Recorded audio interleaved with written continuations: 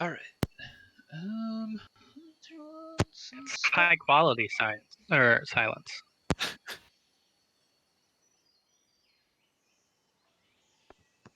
Did my music folder break?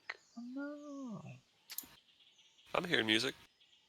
I just have jungle sounds, but the other music's not playing for me. I hear awkward meeting. Oh, fuck. It's working on... Weird. Alright, let me switch some shit around then. The orchestra of life. You don't need anything else. Yeah, it's weird. I've noticed recently that there are a number of glitches that are happening on my side, like on my main. So, like, Foundry runs in its own program, and so you run it, and then everybody else connects via browser. But I have like an application. Anyways, there are things that like break or don't work in the application, and then I watch it on my other monitor, on like the recording monitor, and it's working fine. And I'm like, I don't know how that works, but okay. You'd think it'd be the other way around, but alas. Okay. Yeah, I didn't actually get a chance to read Laurel's summary. Laurel, was it good? I mean, I think so. I think I've just been storing up talent for this week. Yeah. Is that another way of saying you've been putting off doing the... Yes. Nah, you're fine. Blah, blah, blah, blah. Okay, so... little bit of a recap. You guys have been traveling through the jungle of Chult, looking for, well, a number of things. First of all, missing Dragon Squad, who went missing a while back. That was why you came here. They came here, however, looking for the staff of the Wizard of Osidon, who came here and supposedly left his staff nearby. And the portal, which you are intent on closing and then reopening, as you've done twice now.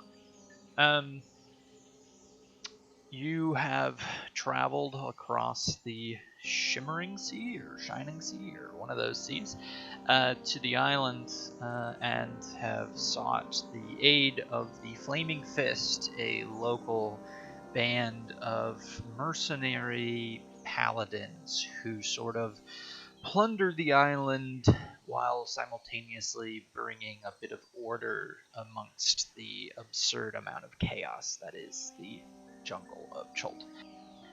They also lead expeditions, which is how you met Atticus, the assigned person for your expedition, a strange man who's lived many lives in a very short life. He has agreed to come along with you, and you guys have been making pretty quick time traveling across the Isle of Chult, but have been met with many conflicts, lots of opposition along the way. It would seem that the jungle is full to the brim with dangerous beings intent on eating you or killing you. You guys fought some frogs that you fought frog with frog. You fought some goblins who had trained a T-Rex and painted him green. And then you guys found yourself cast into another time through the accidental jumping through of a time bubble. You guys worked your way to Camp Vengeance, or Camp Righteous anyways, and found that the camp had been abandoned or completely left, and what you found there was the corpse of Hildegard Ashglade, a powerful member of the the Flaming Fist. And Atticus recognized her immediately, and before long you were set upon Ashglade. You were set upon by a horde of undead flowing in like weather, and you guys cut them down, even though you were swarmed. Isolde was able to explode them multiple times with her divine abilities, and the rest of you were able to blow them apart with various elements and cut them down with weaponry. And Isolde, in the process, found a journal, which she read to sort of situate you guys in time and space, and have come to realize that it is now 4 weeks in the present from your original timeline, and in that journal there are detailed events of things that you have supposedly done, yet none of you have any recollection.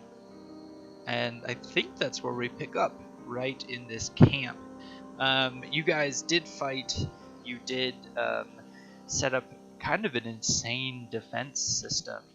Bosner called upon the jungle to basically form like a defensive barrier of like patrolling tree creatures and vines that sort of like keep things from walking in, and I think some other things too. And then at the center of this sort of fortified jungle camp, Varel put his tower, which you guys all are sleeping in. And while getting ready for bed, Isolde realized that you guys are mentioned in that journal about events that happen in Camp Righteous, or sorry, Camp Vengeance, regarding an attack of Yonti. So you sort of have that information with you. Any questions? That was great. Yeah, thanks. It helps me too. Do it before every class. I tell my students what you guys did in D&D before every class. That's what I meant by that. Yeah, I got that. And they're always like, well, why didn't he just counterspell? And I'm like, I don't know. I'm not controlling your players. Anyways, it's a great debate for class. I always have counterspell prepped, but never think to use it. Oh, really? Yeah. You don't run into a lot of casters. Okay, so you guys wake up after an 8-hour sort of shift. Let's say it's sort of, well, okay.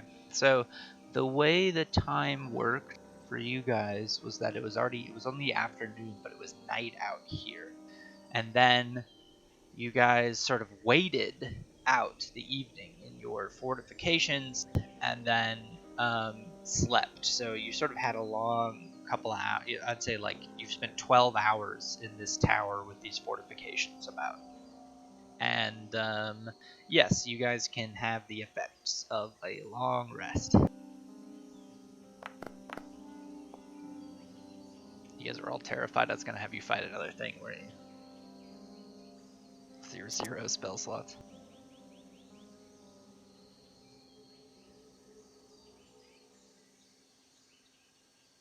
I don't know if terrified is the right word, but resigned, definitely.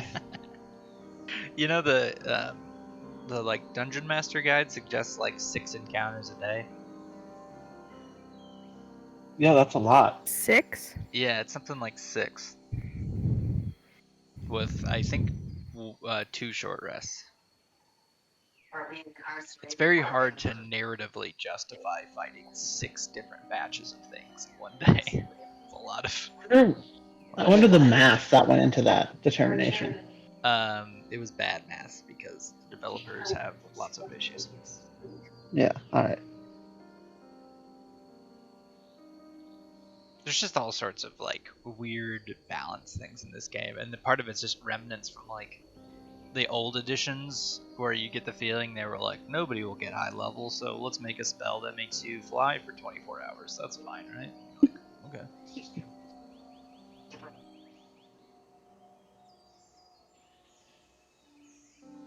Okay. So you guys wake. Oh yeah, I got a thing for you guys. Check this out.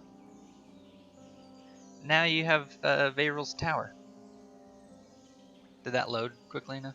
Yeah. That's dope. Yeah, so Nice. it's That's a little, awesome. it's stolen from a battle map, so it's kind of run down with the idea of like you'd encounter some shit. So I'm not imagining that Varel is this cluttery. Also, it's expanded much bigger than the spell actually allows for, but I don't really care all that much.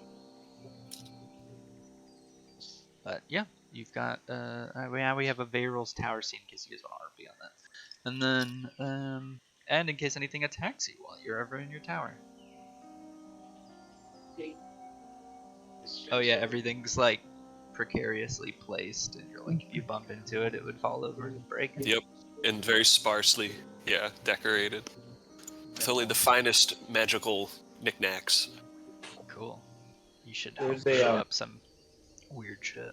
It's not so a bad idea.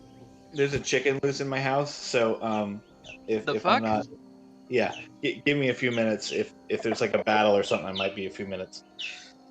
I hear the chirping. I want your life right now. Yeah, well, it would be nice to have extra hands here to catch this chicken in my house. So that would be nice. I put down my headset for 1 second. Oh, fuck. We're all in the same position, Laurel. Uh-huh. None of us understand why Tim is chasing that chicken. No further context has been You can provided. say so. Why you called that then?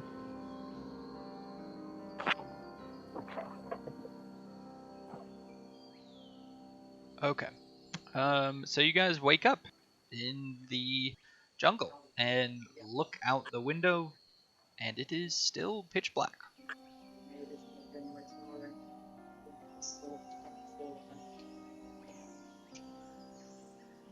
Was Vosner's experience of something that was like sort of multiplanar, but it was still on the material plane, was that like the fog that preceded the undead, or was that the perpetual darkness? The perpetual darkness, I'll say. Yeah, he sensed it afterwards. I think after we finished the fight. But Taryn also investigated the fog and figured out that it wasn't a regular weather event, but it also wasn't arcane. Strange. Leif, I can hear. I don't know if you're trying to talk or if it's background stuff or whatever. Oh no, that might just be background sound. Okay, just wondering.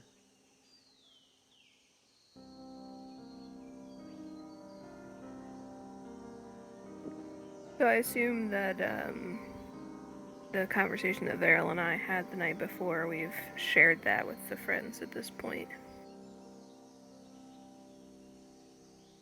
Like, perhaps we are at some point in the future going to end up in the past.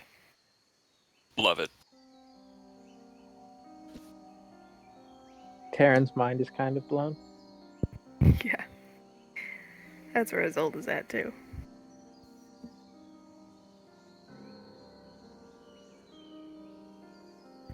So, today, I suppose the goal is to make it to Camp Vengeance?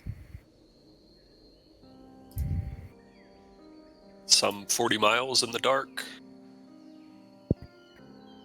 Well, Yes. we can assume some of it would still be in the dark. I think we are in the dark for now. I'm not sure how far this extends, but hopefully we will be moving away from the undead, but I don't know. If the journal is to be believed, then we might end up back in the time that we were before, but also under attack by the time we reach Camp Vengeance, so be prepared if you have to meditate or study anything for the day's combat.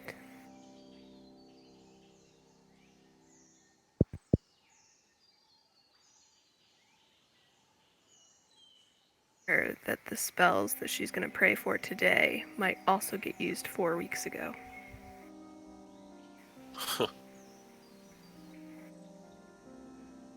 Very interesting.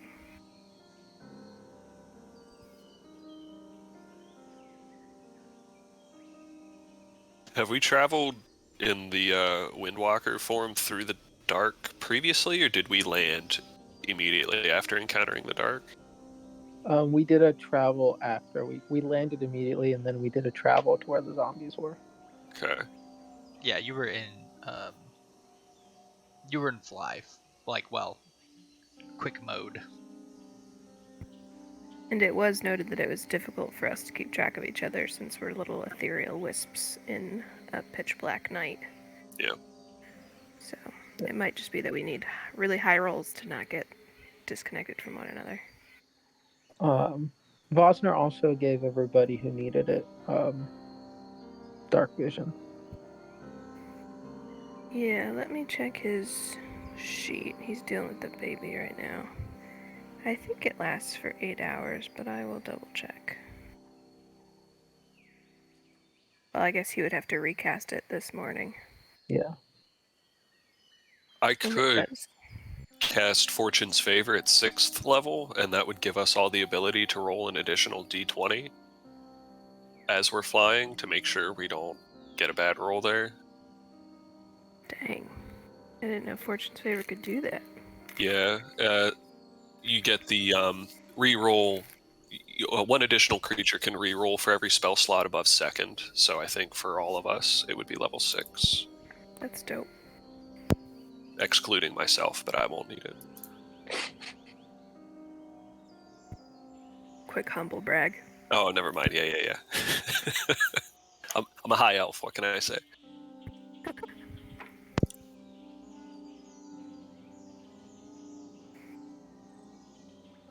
So we've got 40 miles to get to Camp Vengeance. And flying, that would take. I think How long? less than an hour? Yeah, just be one try, one up Nice. and down. It would be an hour and some change. Okay. Do we need to refill our water before we go? Yeah, she'll cast the create water thing to create 10 gallons of water. So everyone can drink their fill and fill water skins so that we are set for essentially the next 2 hours. And just before we take flight, I'll cast Fortune's Favor for all of you, so we get that extra reroll. Alright. And Vosner will cast Dark Vision. How long does Fortune's Favor last? 1 hour. Okay. So if we make the roll within that hour, we would get the benefit. Who does he cast Dark Vision for? Himself and Taryn and Isolde? I think it was. I can't check the log now because I deleted it. I think it. Well, it was the three of us because I'm using the owl. Right. Taman's using his second set of eyes. Yep. So he needs to cast it 3 times. Okay. I don't know if he did that the last time. He I think he did, yeah. but it's been 8 hours since. Oh, true. Okay. Then let me get the create water. Spells.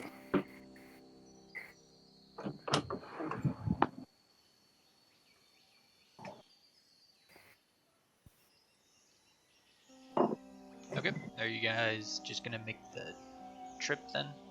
Should we roll for that? I think so. Okay. Everybody roll 1d6 for me. And then I need a perception roll, a survival roll, and I guess if we're doing Windwalk, cast Windwalk.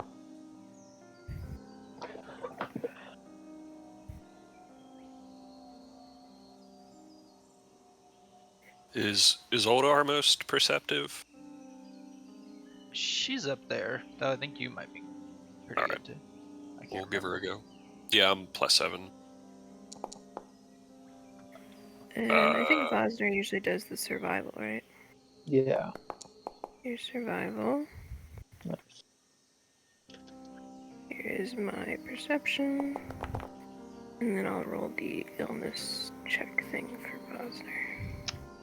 What are we missing for the D6? 1, 2, 3, 4, 5. I just rolled Vosner's. It said I can't Oh, roll I see. that as him, but Yep. Very cool. Okay, so that's the perception. Is it 12? Survival. Oh, survival's a 24. Oh, perception's a 24. That's his older rolling. Okay. Yeah, you guys are able to make your way through the jungle. So here's what happens. The first bit of the journey is a little bit slower because it's dark. Even with dark vision, you get shades of gray and you're wisps and you're moving quickly. But you're following along the river, which makes it fairly easy. And about half an hour into your flight, you guys about here. Oh, I'm on the shoal map. I can activate that. About here, you guys, out of nowhere, pass through a veil and find yourself at. It is basically dawn. The sun is just rising and light is returning, and you find yourself at a different time as you pass through the layer of the bubble. Well, shit. Do we want? I guess there'd be no way to communicate this, but like, do we want to touch down to regroup? Would anybody think to do that? I imagine that if you would like to work out some sort of gesture for let's stop, you totally can do that. Damon would probably at least try and somehow communicate to us all that maybe it would be worth, like, seeing as they're maybe right at the perimeter of a bubble, like, touching down and seeing if they can learn anything about, like, detecting, like, these things as they're traveling or whatever. Seeing if they can learn anything. Yeah, she'll try to land and see if people will follow. Okay. You're going to backtrack a little bit and find the edge of the bubble. I think so. Yeah. If it's possible, yeah. Yeah, okay. I'll say that you guys are able to. The transition happened pretty abruptly, but you were traveling very quickly. But you were able to backtrack, a minute or two, and find, as you sort of slowly approach, a strange shimmer in the air. Sort of looks like. You're looking through a glass wall, but it's sort of undulating and changing shape slowly. Can I Arcana check it to see if I can like pick up any details? Can I assist with that? Sure. If you want to roll that again. Got Fortune's favor too if you need it. Oh shit. Definitely won't. Yeah. Okay. Now your knowledge of the arcane is I guess this isn't like a history thing. Yeah, your knowledge of the arcane is enough to know that these sort of time bubbles seem to be magical in nature, in that they are, or at one point were, brought into being via spells. You don't know which spells they are. They are beyond your knowledge of basically all arcane stuff. But you know that, you've seen spells cast or heard of spells cast like Time Stop or, various other temporal related spells. You've seen Varel shift the timeline in sort of small ways for particular creatures, but you've never seen something so expansive that covers such a huge amount of space. I mean, in your estimates from just like looking at the circumference of the bubble and how flat it looks from your perspective indicate that this thing might be 10 miles wide. Okay. Two questions, and I don't know if I'd get them, but would I get the feeling that this is directly caused by a spell? Like it's the point of the spell, or is it like a side effect? Oh. I don't think you would be able to discern that. Okay. And would I be able to get like a general win of when the spell that made it was cast? Like, is it cast a month from now and then goes back in time, or would I just not know? I would say you don't know, but I would say the what you're leaning towards is something like this bubble, which now that you're observing it sort of in place of this shimmer, is slowly moving actually across the land, sort of like a cloud. And it doesn't seem to be like waning or getting weaker, nor does it seem to be getting stronger. It just sort of seems to be like a cloud just passing over the sky. And that gives you the indication that this thing could be, very, very old. Okay.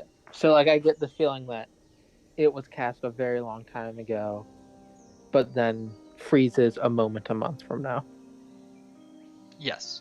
presumably. Okay, cool. I will relay all of this.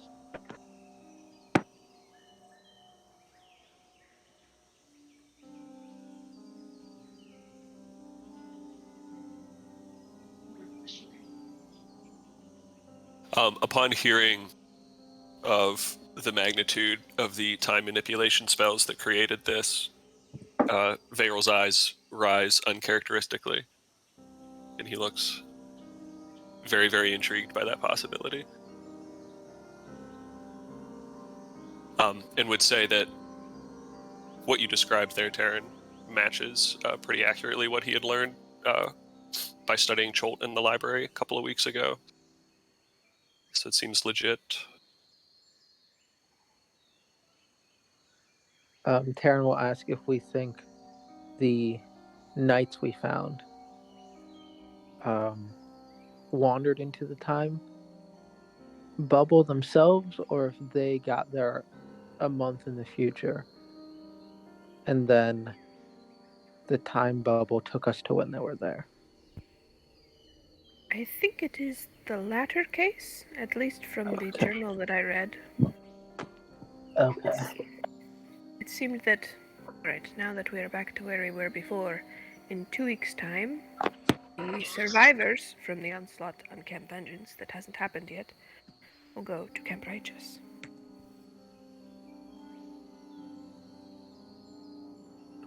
Got it.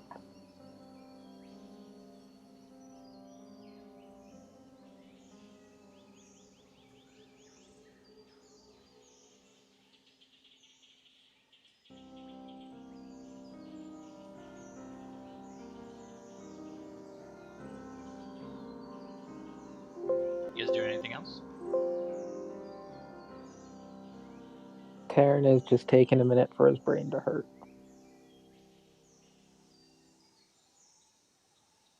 Yeah, same for Izzy. She's kind of talking in that way where you're like kind of looking up at the ceiling and trying to remember as you're saying the thing that you're trying to explain. This is all normal for Vosner, so he seems unfazed. Vosner is normally this confused. Yeah, always confused. So, why do you think it would be moving? It's Negligence. almost like a Sorry. cloud, like just drifting through this air. So, like, are there like magical currents that things might follow?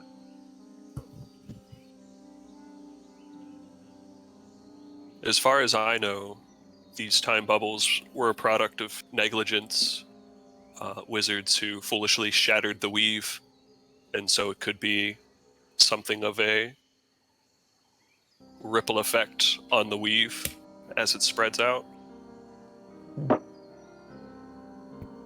That sounds very dangerous.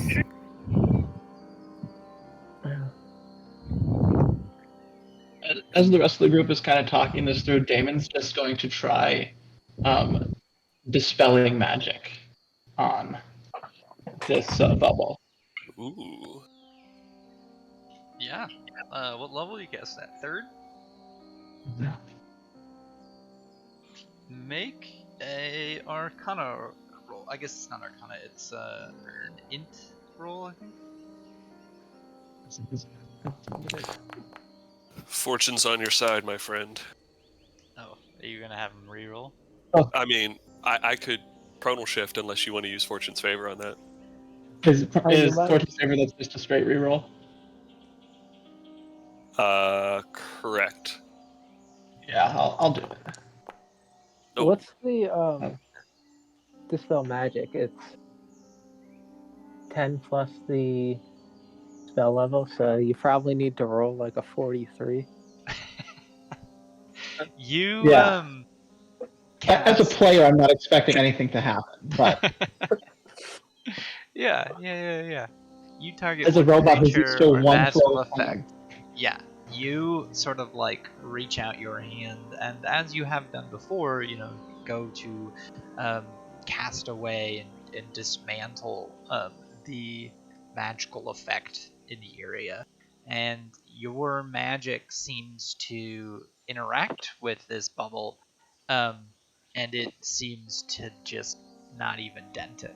Like that fizzles as you just try to it's sort of like it's sort of like you're trying to dissolve it, and all of the acid just like evaporates.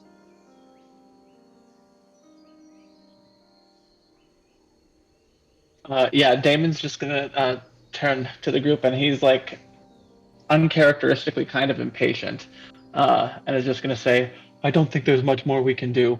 We should just proceed to Camp Righteous, see what we can find there." Vengeance. Yes, Camp Vengeance. As I said. If we go to the camp, will we find vengeance, or are we going to Camp Vengeance? We are going to Camp Vengeance. But we will find combat if this journal is correct. At some point, at least. I do want to maybe produce a warning if it is true that the weave is shattered or strange. I mean, we use some very powerful magic that relies on the consistency and predictability of the weave. So, I would just be cautious about the way that we're using magic. Cautious in which way? Perhaps, I don't know, like if it is not necessary, maybe not use the most powerful thing that we have in our arsenal. I would much rather a, smaller fireball be warped by the warped weave here than something like your circle of death. True enough. It is up for your discernment, of course, but I thought it might be important.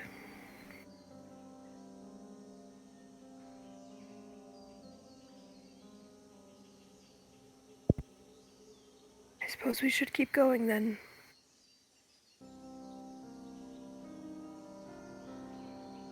And you guys press on into the jungle, following along the river.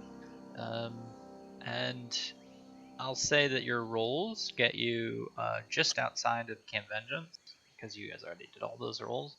And you're now sort of, that's your first hour. Are you guys stopping, or are you guys just pushing it to get all the way to Camp Vengeance? I feel like we'd push in. Okay. Especially since we stopped earlier and presumably drank something. That's a good point.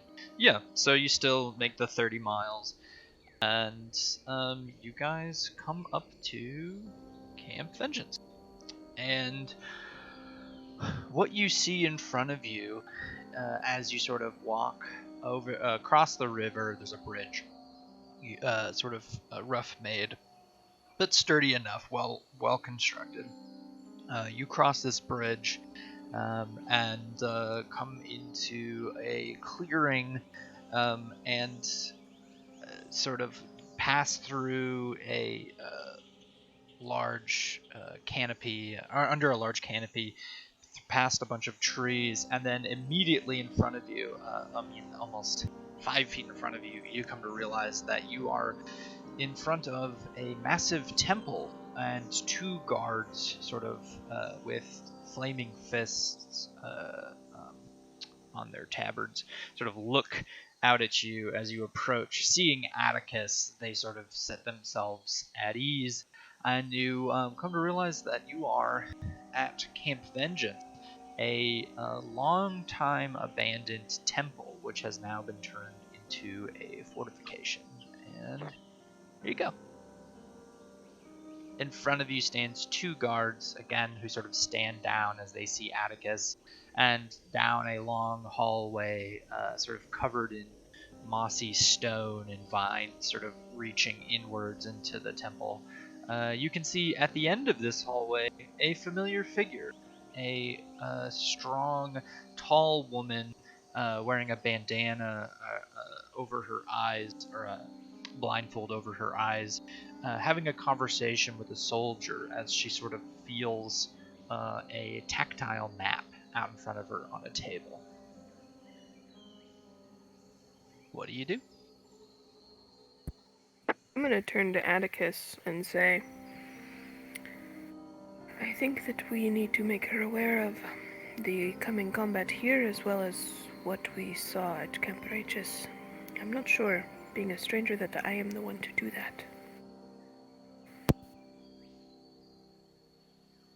Do you have the diary? She'll check her bag to see if it's still there. It is. She will hand it over to Atticus. Well, first she's gonna look inside and see if any of the dates have become erased. The dates are still there. Alright, she'll hand it over to Atticus. Atticus is sort of raises a hand to the soldiers in salute. Walks straight up to. Is this like a table in here? Yeah, so in the center, I'm imagining kind of a larger table. It's bigger than the little one that's there, but yeah. And she's sort of standing over it, again, with a blindfold over her eyes, talking with this soldier, who stands up and kind of nods at you, Atticus, and says, Atticus is here. And Hildegard just says, you don't think I could hear him? And then she says, well met, Atticus. Atticus drops to a knee in front of her and says, I am more pleased to see you than you could possibly know. I am afraid we bring strange tidings. Well, out with it, Atticus. He's gonna throw the book up on the table as he stands up and say, oh, I just got, hang on. I can hear you. Yeah. Okay, good. We have just come from Camp Righteous, while in the midst of a time bubble, where I disposed of your corpse, Hildy. She is sort of quiet, and then she nods and says, and other news? In 4 weeks' time, Camp Righteous falls.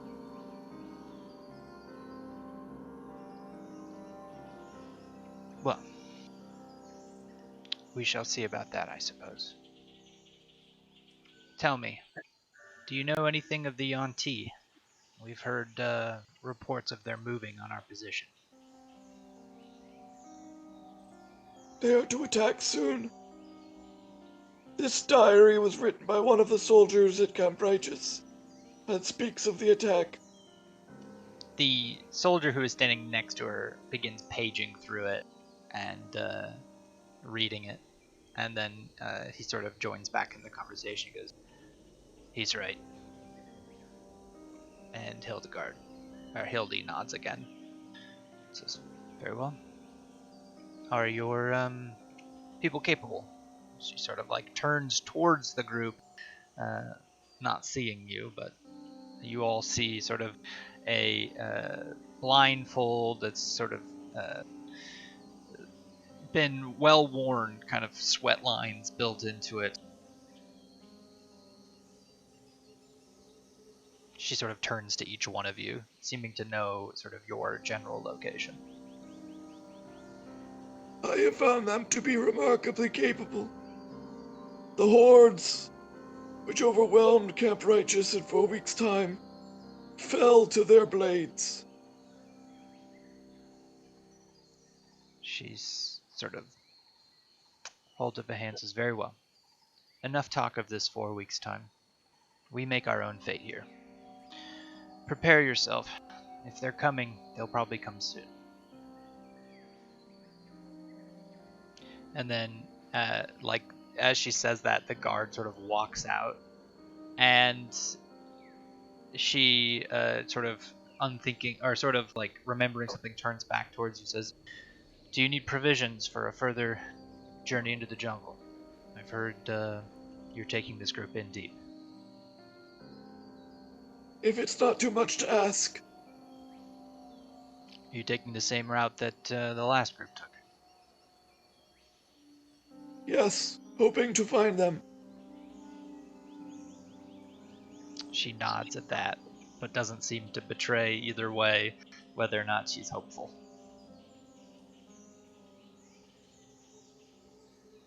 Very well. I'll see Can I that you're insight check outfitted. that? Yeah, you can insight that.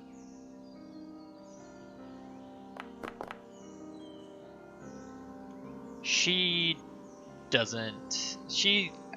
From that, you can glean that she doesn't have much faith that anybody that goes into the heart of Cholt will ever come back. Alright. What is the state of our defenses here, if the Yonti intend to attack? She pauses, says, we're fairly fortified. Shouldn't be too much trouble, depending on what they bring. But they tend to attack us sort of on all sides, so if there's any weakness in our defenses, they'll find it. Perhaps your group could spread out, or perhaps they want to form up a line of defense in the center. It's up to you. I'll let you manage your own people.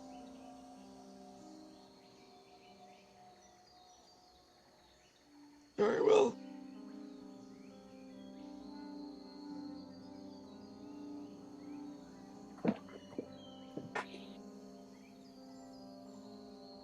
Atticus is going to turn back to the group And say, for a short moment we are safe. That is a rarity here in Chult, so enjoy it while it lasts.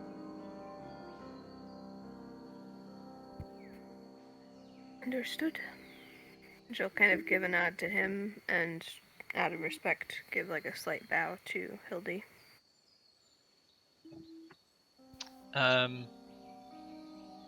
She gives you, like, she acknowledges that you bowed to her.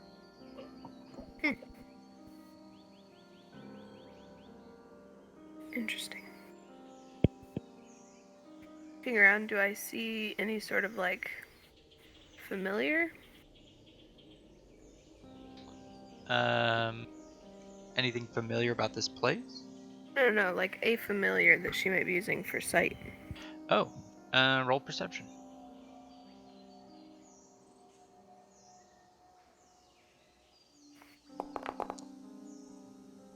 Nope. Could I run a check on her blindfold? Like just by inspecting it visually, like from a distance? A perception, I guess, for that. You'd have to like hold it down for investigation. It looks like a normal scrap of non-magical cloth.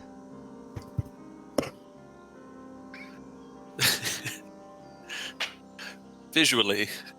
I'm just looking at her, man.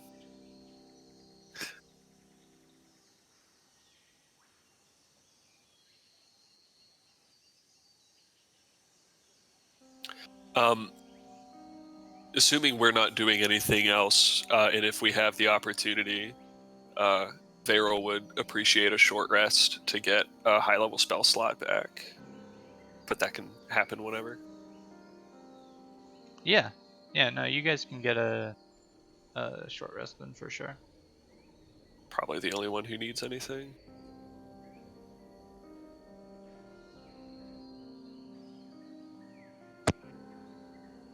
So, should we find our place to help defend this place, or how do we want to handle helping Camp Righteous out, or Camp Vengeance?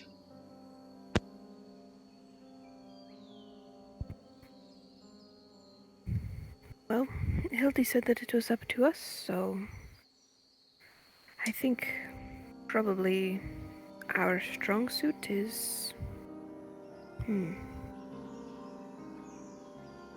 I guess range and area magic, so we could try to figure out from what direction they anticipate the one to come and I guess act as lookouts.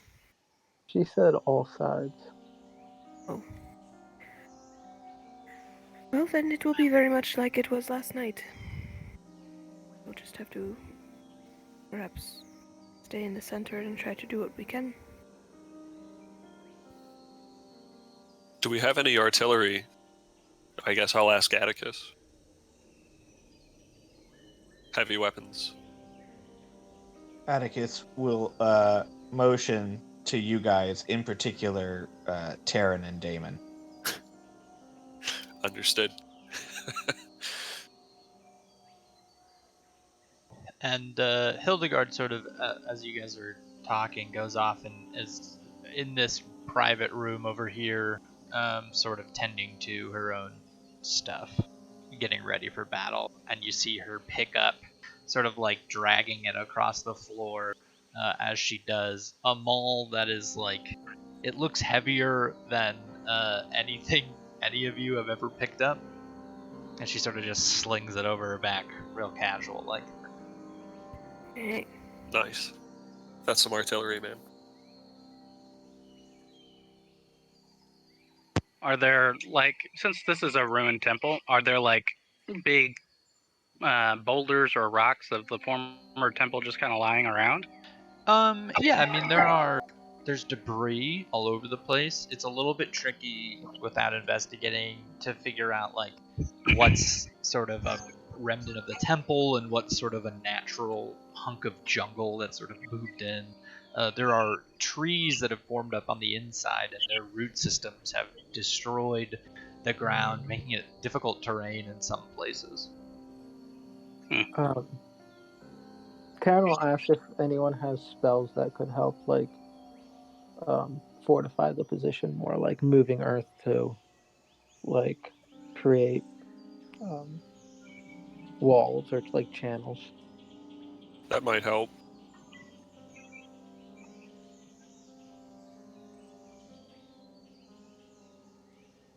We could get 12 hours of stone, but it's only a 5-foot cube. Or precious metal. I don't know if... I guess steel would be a thing. Could get a steel barrier or something like that. Adamantine or mithril. I have learned a new spell, a force wall of sorts.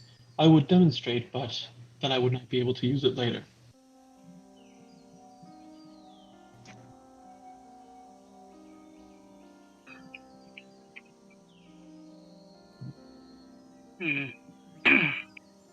Let's see.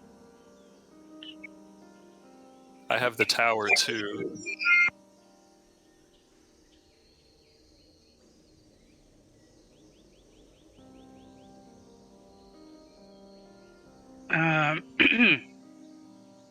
Well, I have spells that can create walls of stone or fire or ice, but that requires concentration.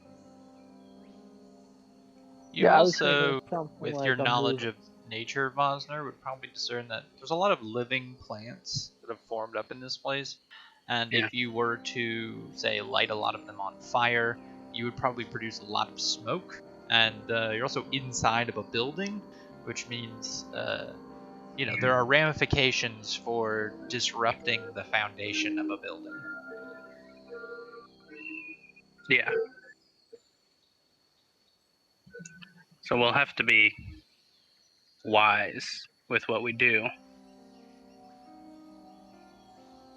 I was thinking if there was enough loose rubble around, like sort of like on the outside of the building, that one of my forms can be sort of like a living catapult. But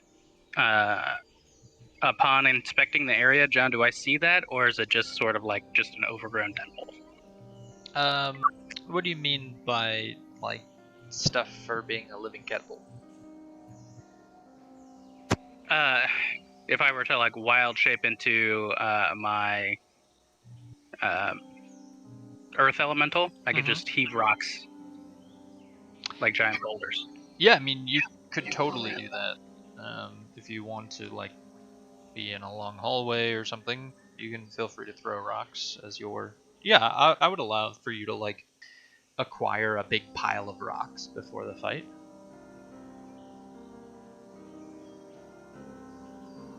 That's if we no want problem. to, yeah, if we want to keep with the range and all of that. So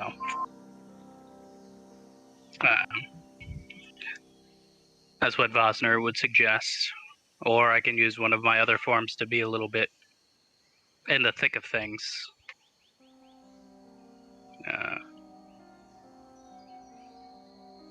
But we have options. But just destroying what's grown around or lighting fire to things wouldn't be wise. We put ourselves at a disadvantage as well. No more frogs. If I Unless... cast 7th level summon creatures, Uh-huh. I will cast giant constrictor snakes to fight the snake people. That's... You're just always gonna fight the creature with its closest biological pairing. Survival of the fittest. I don't think that's how that works at all. But I love No, it. I'm pretty sure worked into Darwin's theory is the summoning of monsters. I think druids were central to the development of the theory of evolution. Now, giant constrictor snakes are CR2, so you'd have fewer of them.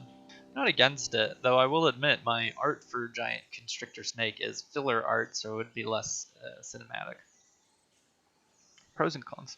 I won't ruin your snake v snake theory. I don't mind it, but also for the sake of turns, just try to keep the summons down to like a handful instead of 3 handfuls. Okay. I mean, if there's some narrative reason that you need to summon like a horde of frogs, where like we can just play it out, like the horde of frogs does X, I'm totally down for that. I don't want to like ruin your creativity. It's just in combat, I can automate so many things, but I don't want to have frogs eat other frogs every combat. You know what I'm saying? Does that make sense? Don't want a frog-based campaign. I mean, if the rest of you love it, I don't want to go against the flow. It's just people want to make their turn and they don't want to wait 50 turns. And I already have huge fights in this campaign because I don't know. They're more fun. Anyways, what all are you doing for your fight that's coming up? Varel would like to scout for any high ground. If we're trying to hold this temple, it'd probably be more useful like above the fray. You're gonna make me put you above the temple? If there's like a remaining tower or something, or maybe I could just construct my own tower, but like I'm gonna say that's. Well, I don't want to limit your creativity. You could create the tower somewhere. But I don't know how I'm gonna do it on a battle map. Is all I'm saying. That's fair. Could we just say that I'm like 2 stories in the air? What would that be? 16 to 20 feet? I guess here would be the logistical issue. You will notice quickly that, let's say, I don't know how you're scouting around. Maybe with your familiar, your ravens looking around. Yeah. Which is precarious, by the way, flying your raven around in the jungle full of things that eat ravens. But we'll handwave that for the time being. You get a feel that like the canopy ends, and then you've got like vine-covered temple roof that almost looks just as, and some of it trees are growing out of the top of the temple. So you get the feeling that if you had a vantage point, like if you got up high enough, all you would see is the tops of trees. So there's a very much like a claustrophobic feel of like there's no good way to get a high vantage point because then you can't see down, and the second you're down in it, the trees are so thick that it's pretty difficult. The best sort of range that you can get is in these hallways where you can look down very far directions. Got you. And you guys are free to sort of explore this place if you want to look around a little bit. Yeah, I'll fly my familiar around and walk around too. Yeah. But committed to keeping the battle below the canopy. Yeah, got you. By the way, if you look into the room that Hildegard has claimed, she's got like a cot in there for herself. Around you guys, you see sleeping sections, sort of little tents that have been sort of picked up during the day, but you know that they're sort of like little stations that you can tell the people who stay here just sort of like fold down their bed at night and sleep in this main area. Hildegard's area that she's in is sort of the remnants of an old like altar and temple, and if you look in there, there are pools of water on either side of her, and or sort of on either side of the walkway, and at the end of the walkway is Hilda's kind of area, and there is a massive statue that has been crumbled, looks like by somebody smashing it.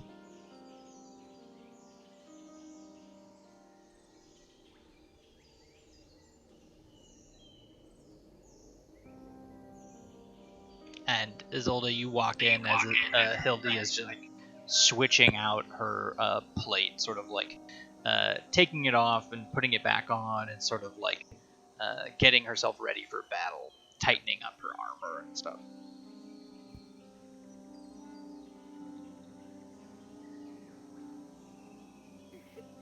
I hope that we can be of some use to you all in this combat. Is there anything that you anticipate needing us to do in particular? She sort of looks over to you and smiles, says, smash and snake people. That's about half of it. The other half is keeping people alive. If you see somebody infected with poison, best to deal with it right away before it sets in. Poison. I see. It is, like a physical or a magical effect? I don't claim to know the difference between things like that. All I know is that these vipers in their various forms have many ways of, paralyzing, diseasing, poisoning, every cruel trick that nature can provide. Understood. And it is your orders that we will be following? Are there other heads of command that we should be listening out for? She sort of smiles and says, there's not much order in combat like this. But you'll do well to help where you can. There won't be anybody shouting orders. It'll be sort of everybody fighting for themselves at this point. The there jungle is any- not like a normal battlefield. There are no rows of soldiers. Understood. Are there any other clerics among your ranks? All followers of the Flaming Fist are divine casters of some sort. Paladins, for the most part. Right. Alright, well, we will do our best to hold the camp. Do you mind me asking, how is it that you found yourself here, of all places? She sort of smiles and says, I'll tell you what, if we survive this, I'll tell you how. But it's a long story, and you seem to need to get ready. Sounds like a deal. We will speak later then. And she'll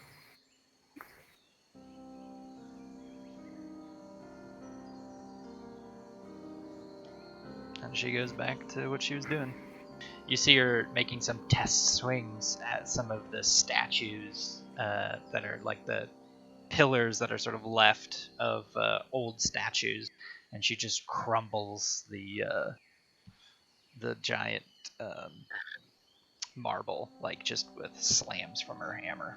She's sort of warming up. While we're preparing and Vosner's like trying to gather boulders and asking, he'll ask one of the soldiers or commanders or one of them, so how do the Yanti fight? With weapons? With range things? Or is it more physical?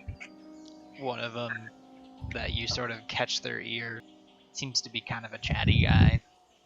He goes, well, that'll depend on your type of Yanti. These snake people come in multiple varieties.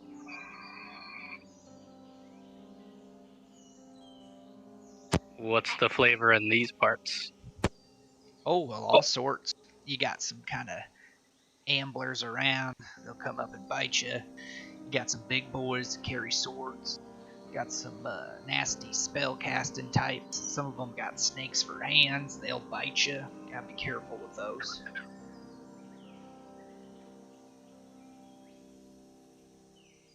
What else? Vosner just looks disturbed at the notion of snakes for hands. Okay. Well, what do you think would be the most helpful in defending the camp? Ranged or being in the thick of things? Well, if you can take a snake bite, being in the thick of things is pretty good. None of us want to take a snake bite, that's for sure. You ain't never been snake bit? Well, I sure have. And what are the effects generally? Well, I cure the poison before it sets in.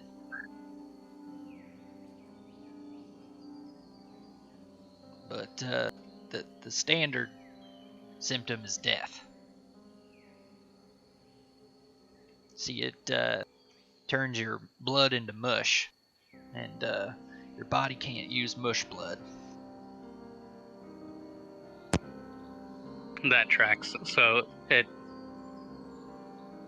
doesn't necessarily paralyze you, but Well, some of them paralyze you. It just depends on the type. Gotcha. You know how there are like, I don't know, 50 different snakes or something? It's like that, but with like snake people. Yeah, that's too many types of snakes. I understand. Too many types of snake people. I hear you. I've been living in the jungle for 2 years. I'm sick of it. And how did you end up here? Well, It's been a bit of a journey. For a while there, I was a musician and toured most of Faerun, pretty successful. And well, then I ran into some money troubles and caught the first boat out of Baldur's Gate. Ended up here working for these people and been fighting jungle monsters ever since. It's not half bad work, but too many snakes. It's always snakes. Sure is. What is the most hardest defensible position? I have an idea, and I kind of want to set up in that spot. Oh, you mean where do we go if shit hits the fan?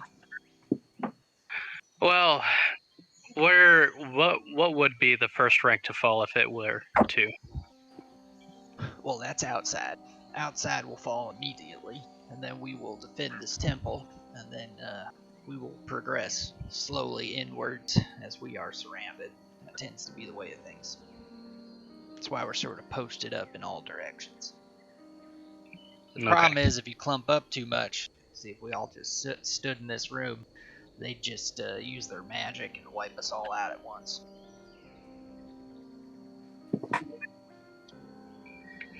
That makes sense. All right. Well, I guess Vosner will get folks to help him put the boulders towards maybe the back of the temple. Let me refresh the map.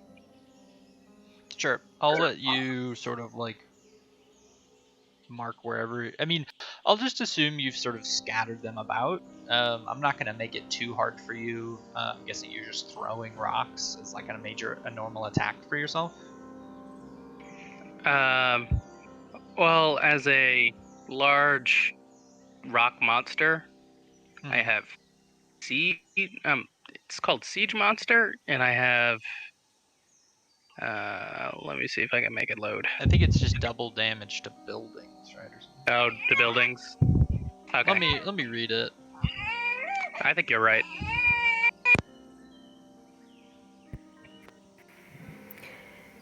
Izzy's gonna suggest, having heard this, that they pair off and go to different quadrants of the temple. Yeah, so Vosner, you can, as an earth elemental, just like bash the fuck out of buildings. So like, if you want to bring down a wall or something, or bring down the ceiling of a building, you would be very efficient at doing it compared to other people. And since you're large and made of rock, I'll just make it like some sort of athletics check or something for your rock form. But yeah, if you wanted to get crafty with like tearing down walls or something, I would allow it. But again, remember, like this is a base for them, so like if you destroy the entire base, unless it gets real bad, that might be frowned upon too. Well, I'm thinking of like if there are any like statues or like pillars that are like already broken, kind of doing that. Yeah. There are. I'll say there's just enough rocks around for you to throw shit. Okay, cool. And I'll just count that as a slam attack at range, and we'll just make it like a range of, I don't know, 40? Does that seem fair? You can throw I think a that's rock fair. 40 feet. Alright. So yeah. Isolde saying pair up and take a side? Yeah, that's her suggestion at least. She wants someone who's capable of curing poisons in each of the pairings. So she's going to suggest herself and Damon, Varel and Atticus, and Vosner and Terran. Because I think Atticus and Vosner should both be capable of lesser restoration. Yep. Yeah. Check, but I think Damon is like resistant to poison, although not immune. Yeah, same with Terran. Yeah. I think he can still get diseased, though. Yeah, so I think it works is that you'll take half poison damage. Do you get advantage on the saves? So I'm immune to disease. I get advantage on saving throws against being poisoned, and I have resistance to poison damage. Is the advantage something separate than the resistance? Yes. Okay, because I'm not. Okay, because I just have resistance. I think though. Yeah, it's part of my racial trait, constructed resilience. Okay, hmm because I know some resistances will give you advantage on saves too, and some won't. So. Yeah, no, it says it explicitly as a separate thing. Ow. But Damon was going to follow Isolda unless she explicitly told him not to, anyways. So Terran's gonna post up in the south here. Seeing that, Varel will just propose with not much commitment. Given that this soldier told us that the tendency is to retreat towards the center, and given that this center chamber is accessible from 3 sides, I could create a 5-foot cube of solid stone between the doorway that Terran's in to the south, so that if we have to retreat, we only have to defend it from 2 sides rather than 3. It's a 5-foot cube. Yeah. Will that That cover the will door? no. Nah. Clever though. I could upcast it, but I don't know if it's worth the 6th level spell for that. But I mean, they can just climb over it too, so it would slow them down, but not too much. Just post our earth elemental in that door. yeah, safe bet. I mostly just want an excuse to use creation, but the time will come. I think if Damon outright told her that he's resistant to all of those things or immune to disease and all of that, she might see herself better served keeping Varel out of trouble. And she'll suggest that Damon keeps Atticus safe.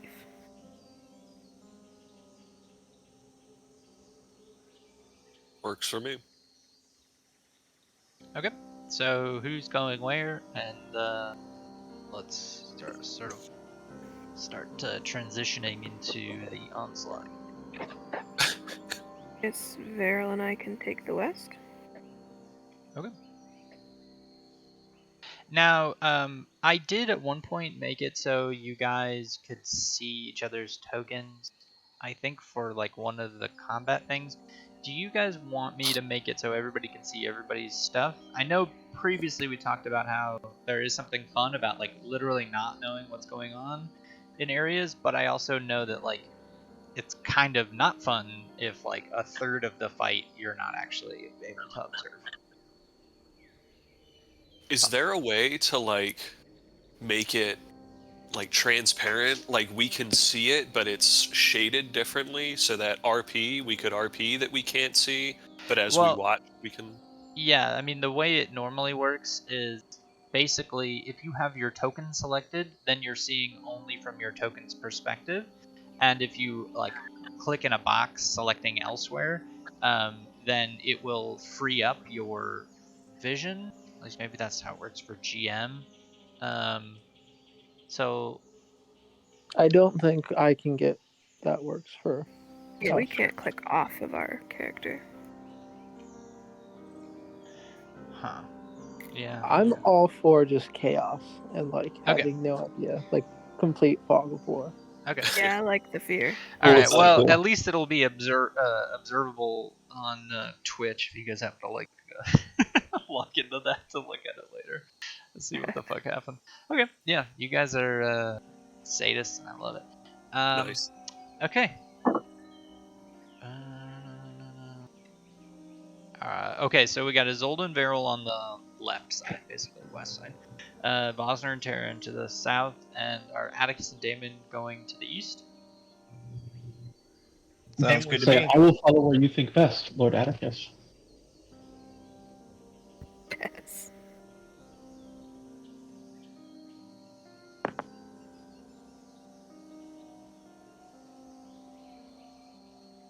And Hildegard kind of comes down where Vosner and Terran are.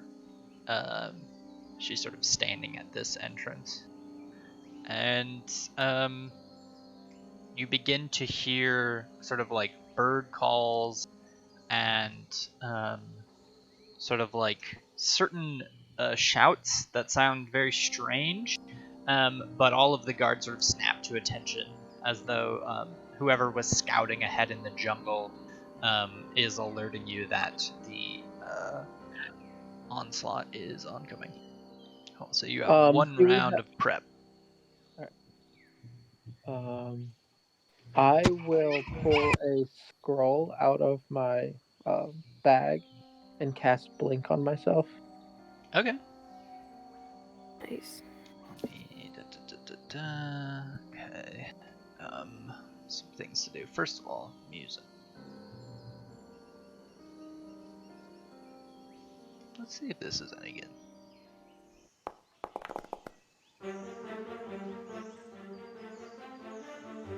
That might get annoying. It's only 1 minute long. Whatever. We'll see. Okay. As you guys are sort of manning your posts, getting ready, casting spells, preparing, you see slithering through the jungle trees a number of snake people as the onslaught is on. Let me pull them onto the scene. We get 1 round of prep or no? Yeah. All right. Vosner's gonna cast Flame Shield on himself. Sweet. That tracks. Izzy, I don't know if you saw we're fortune favored for the next hour. No. Cool. She's gonna cast Shield of Faith on you and raise your AC by 2. Gnarly. And as Damon sees these things going up, he just like concentrates and begins to hum, and is gonna cast haste on himself. All right, here come the initiative rolls.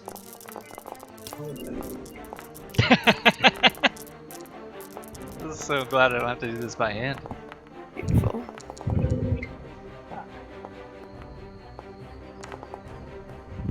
Zombies are just a test run. We're in it now. Hell yeah. Vosner is gonna summon 12,000 snake people. Your character has a heart attack and dies of old age at the start of the round. Old age. I moved my Terran to like to be behind soldiers, so. And the first person who gets to go is Varel. Yeah, buddy. All right. How timely. How timely indeed. Is the abomination that I see, can I discern that that's a humanoid, or is it obviously not a humanoid because it's a snake? I'm gonna say you have no idea Okay. what the fuck this thing is, because it's got arms, but it's got a snake body and a sword. And Alright. For the record, for some of you, what you see is these sort of like small snake people, sort of like skulking out. I don't know if that's the right term, but they're sort of like hunched over, like their little snake tongues sort of slithering out as they charge towards the guards who are standing post with their shields and swords out. And also for other of you, you see these massive snake monsters lumbering forward with giant scimitars.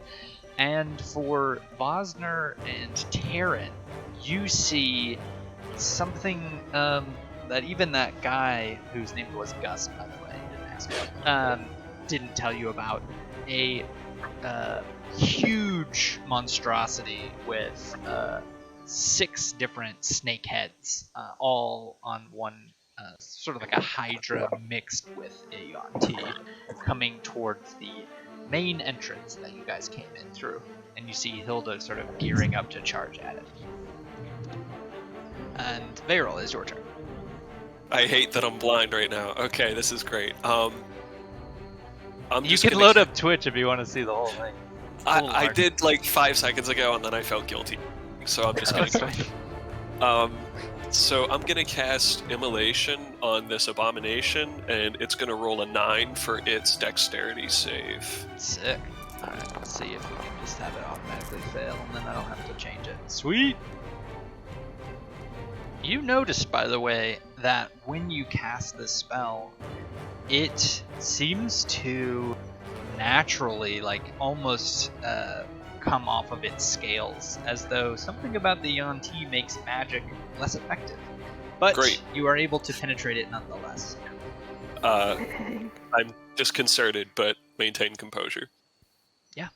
Alright. Let me pull up the combat tracker. Oh, there's not really a good side to put this on. Okay, next up is an archer, who is going to step forward and shoot a flaming arrow at this brood guard. Does he get multi-attack? Hell yeah.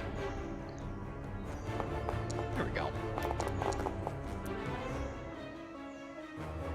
Another archer, stepping over this way.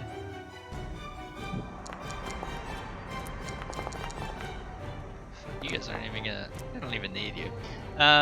Abomination numero uno steps forward and has 2 range attacks or 3 melee. Got it.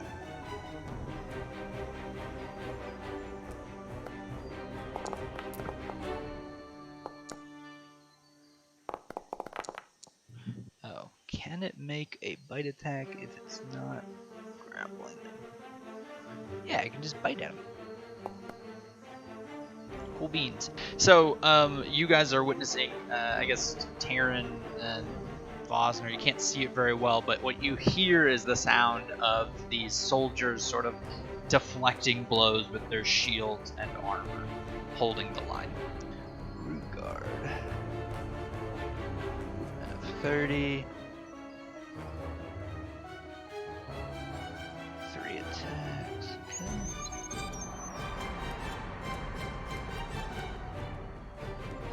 Isolde, you can catch to the north of you as a brood guard is already infiltrated, sprinting in on top of this archer. Damon, it is your turn. Damon locks eyes with the abomination right in front of him and lashes out with a psychic attack. Oh. Nice. And then is just going to ignite the sword, sprint forward, and engage with it. Does it do half damage on a fail? Let me see. I actually don't think it does. Yeah, I don't think it does. Let me undo Yeah, that. no, it doesn't do anything if it's a fail. Yeah, because it's a cantrip. Got it. Yeah. Okay, so. But. There we go. So. It should be at minus 13. I should plus it.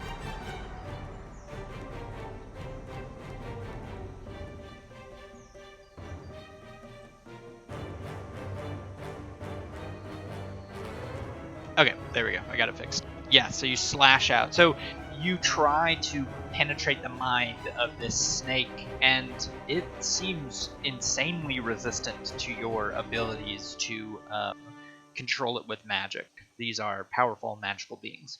And then you slash at it with your sword, and that does the trick.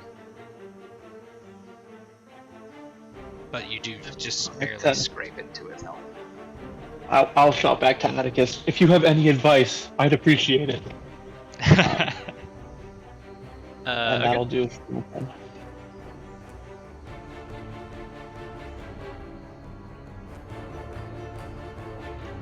This snake is going to come through the side here and attack.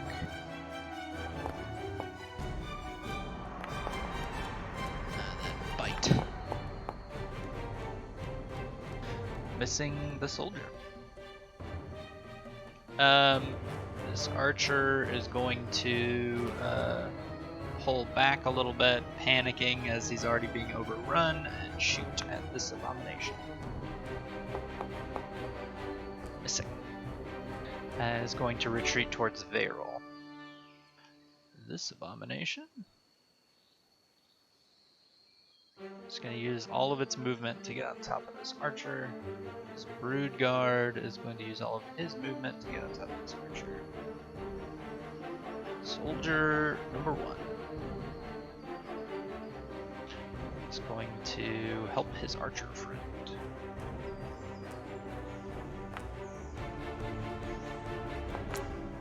One of misses. 2d8 plus 3 hits for 5. That's what we like to see. And at the massive gate where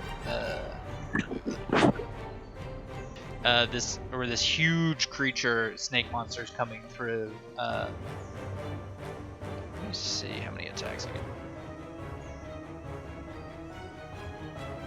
Okay, 2 claws, 1 flurry, 3, 1. Okay, let's do it.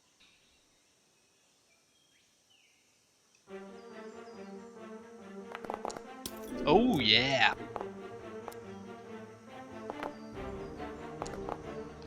And 1 flurry. And this giant Yonti anathema comes up to the starting entrance where Hildy is sort of waiting with you, Vosner, and you, Taryn.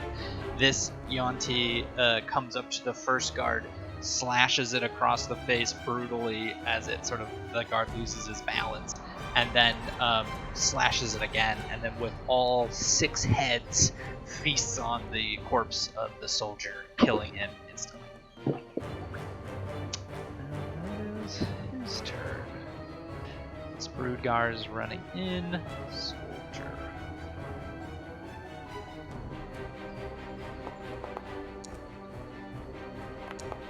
You guys still cool with not seeing everything? I'm wondering if it's a little bit hard to track.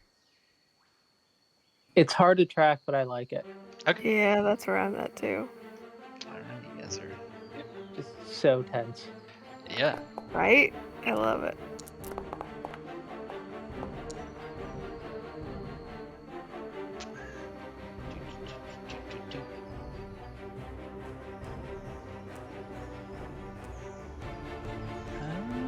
Spells.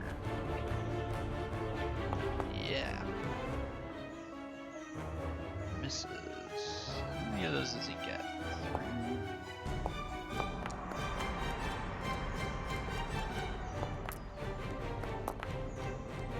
3.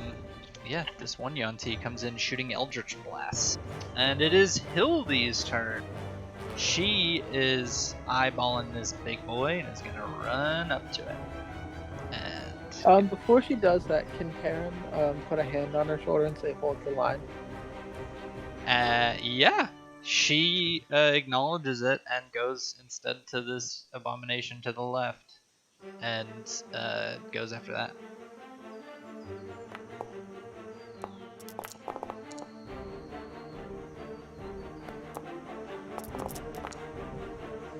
See how many attacks she gets, just 2. Yeah, her maul seems to glow with radiant damage as she puts in these small smites, and with fire as well, as she just batters this giant abomination next to her, sort of like clubbing him across the face. And this soldier is coming forward to help Damon fight.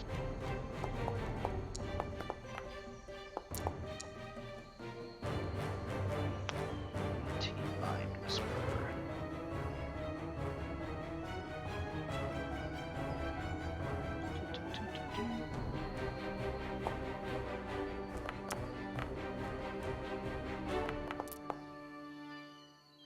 One, 2. Okay. Bloodguard.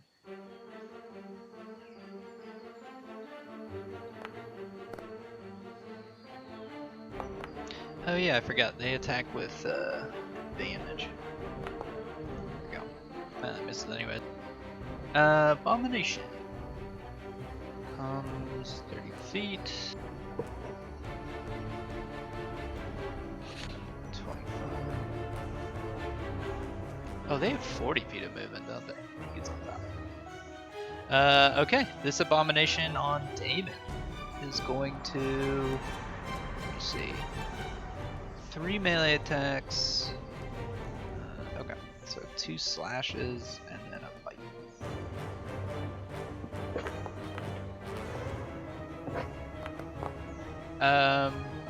So this abomination comes swinging at you, Damon, and even though it like resisted your magic, its moves are very slow and telegraphed, and you sort of duck and dodge out of the way, easily deflecting the damage from these blows.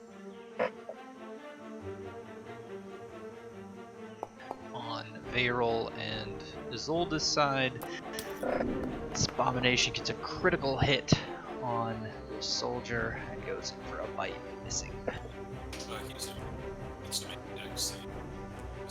Oh, yeah. You're also very quiet. Dex. My bad, I had my mic up.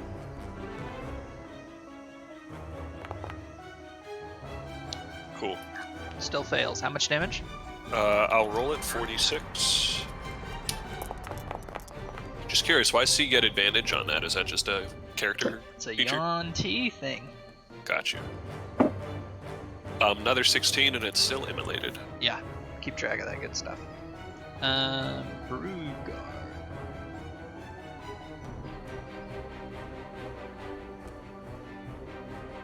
Isolde, it's your turn.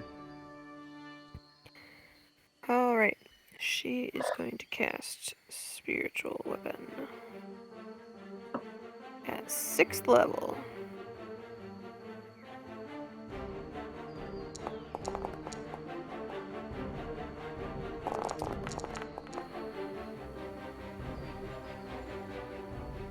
Nice.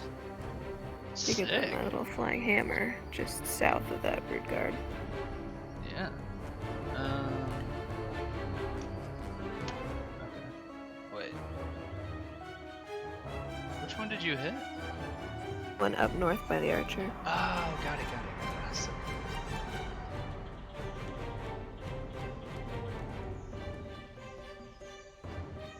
Alright, there it is.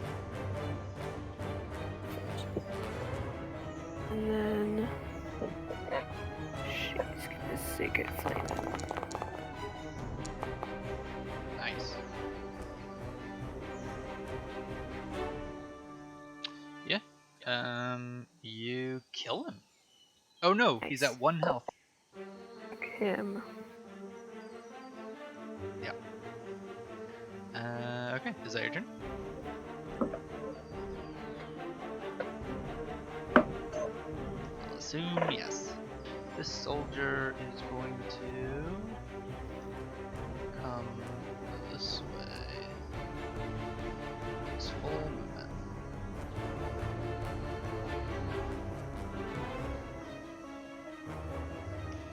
Brood guard coming forward, attacking with. I can't remember how many attacks. 3. 2 claws, 1.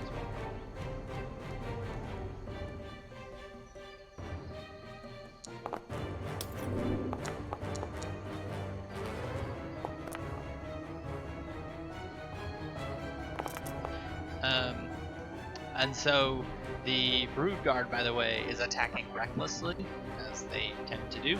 So for the record, if you're attacking Brood Guards, you'll have advantage in the future, if they have already gone. Just keep that in mind. I'd forgot to do it on them. So. Soldier attacking Abomination. Let's see.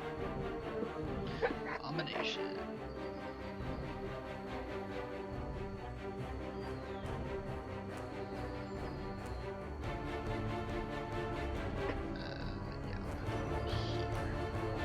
That's his full move. Guard.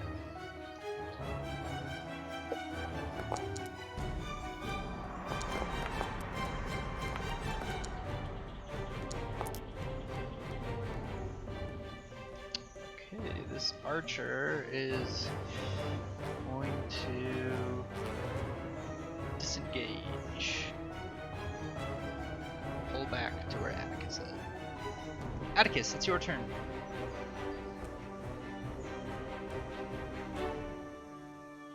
right.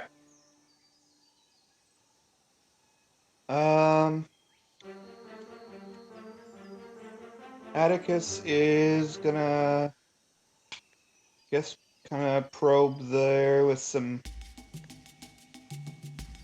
Eldritch blasts.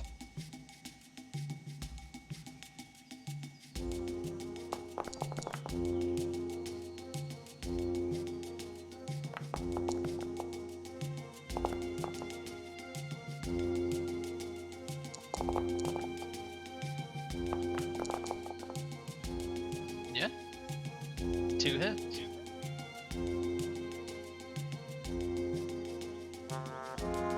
And then I think it's gonna sort of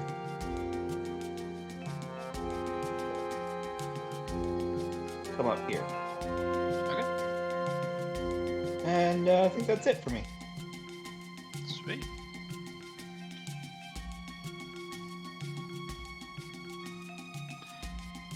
Okay, that's his full movement. Soldier. Soldier next to you is fighting this.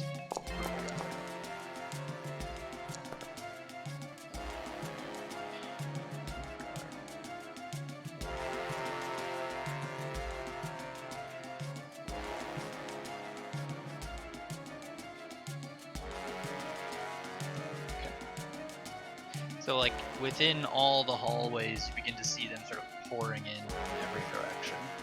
Soldier is going to. Wait, really? Oh, yeah, he's good.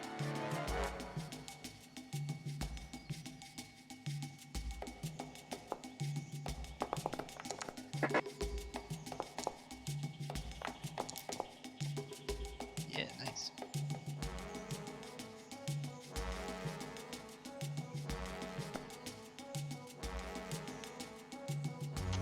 Okay, this brood guard is going to spill over the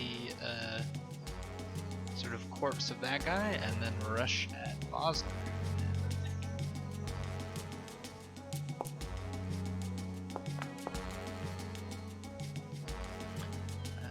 Attack again.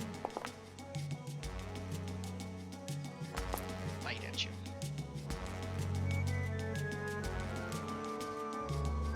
Man, is Bosner really the last?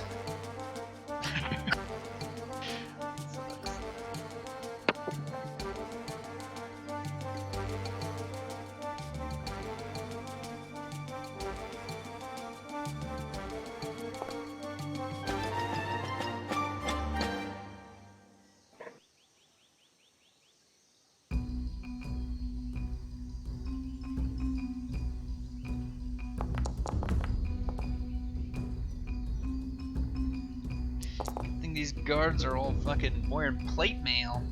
Whew. Alright. Soldier is going to attack Abomination.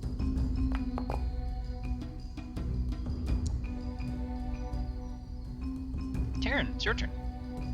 Alright,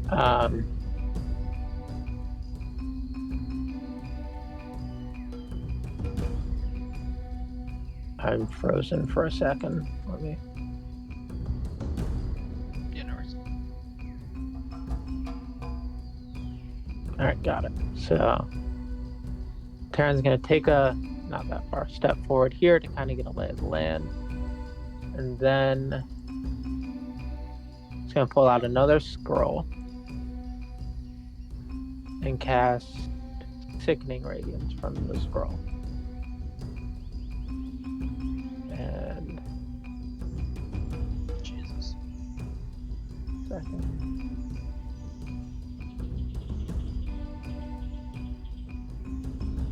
Put it.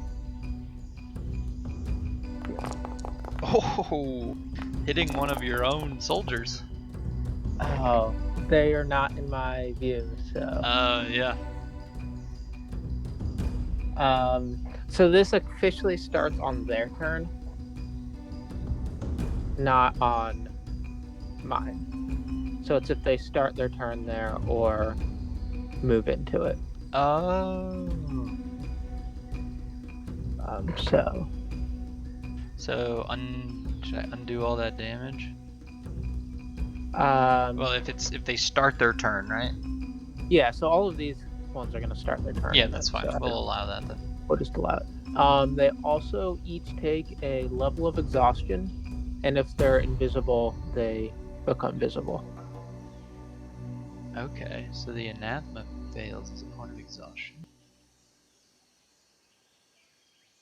But when the spell fades, the exhaustion fades as well.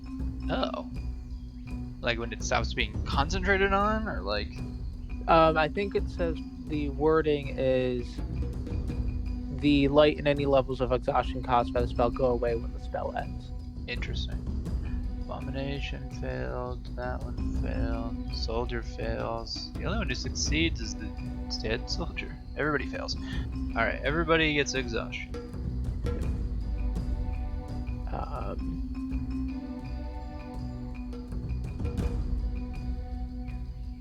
And then I'm going to...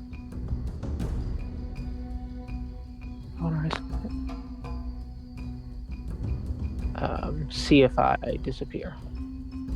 Oh, sure.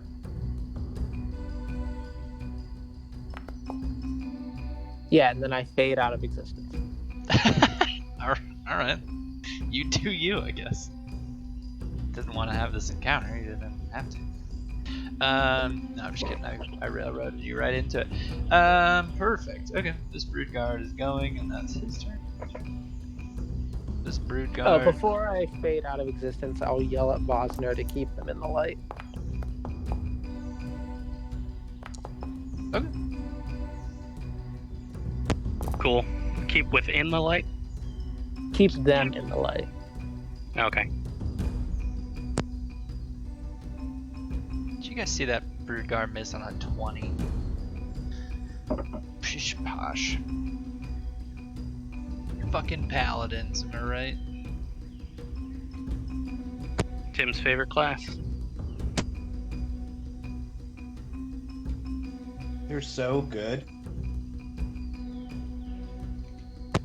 I mean, specifically for RPing as well. Bosner, it's your turn. What? I get to go? It's been like 3 weeks. Awesome. First thing Vosner's going to do. That bodyguard that attacked me is supposed to take damage from my spell. Yeah, what is it? 2d8? 2d8. Let me roll it up for you. Yeah, you can just target him and click the button. Don't consume a spell slot. Cast spell. What? Make sure you target him when you do it. No, I've lost connection. Oh. That's fine. I'll just do Okay. the... I'm back now. Let's try that again. Alright, so this was from a couple of rounds ago, but I forgot about it. It's fine. You hurt yourself.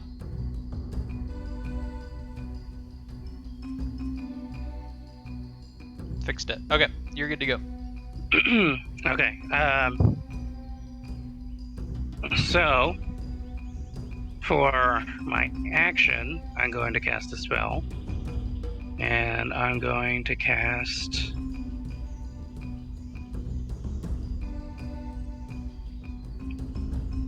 Investiture of Wind. Can't pronounce it, but The fuck? it's a wind spell. Gonna cast Oh. it over here to keep things in the light.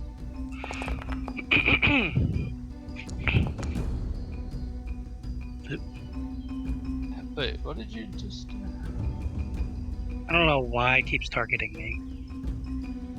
Targeted a guard, but he was dead, so it's okay. Okay. That's awesome. So you can use your action to create a 15-foot cube of swirling wind centered upon a point you can see.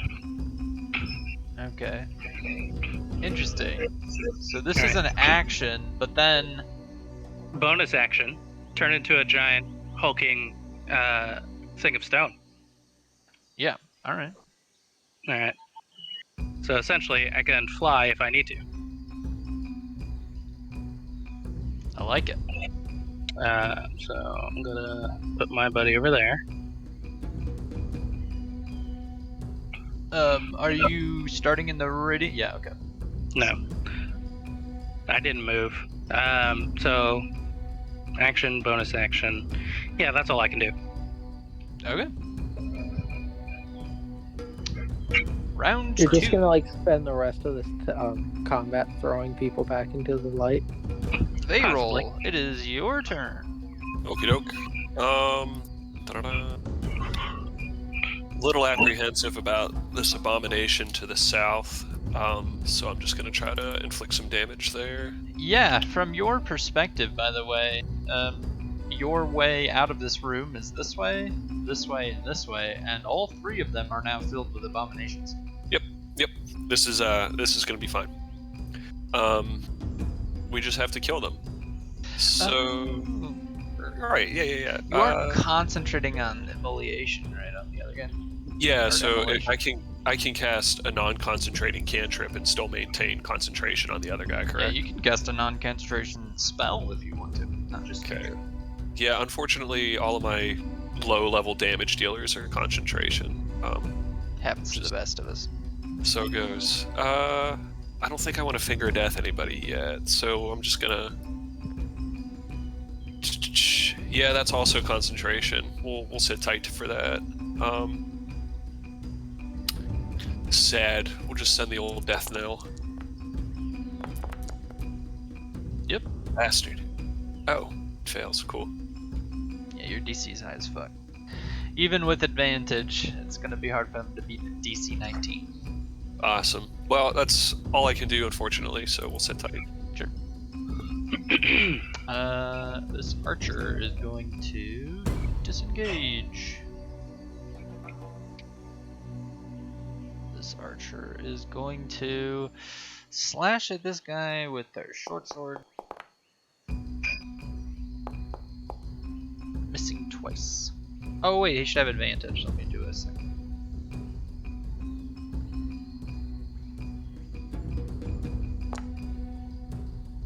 She blows. Yeah, the archer pulls out a short sword and cuts this brood guard down. And it's this abomination's turn. He's going to start his turn, get exhausted, and promptly try to slash.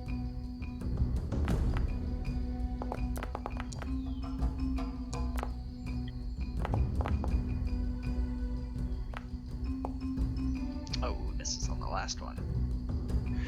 Brood guard is dead. Damon, it is your turn. Damon hones in on this guy with the sword again, slashes once. Ooh. Never lucky. Slashes again.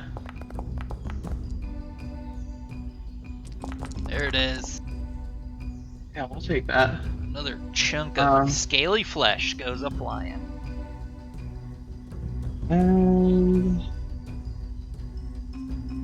Yeah, I think for the time being, that's all. He's just focusing on the abomination.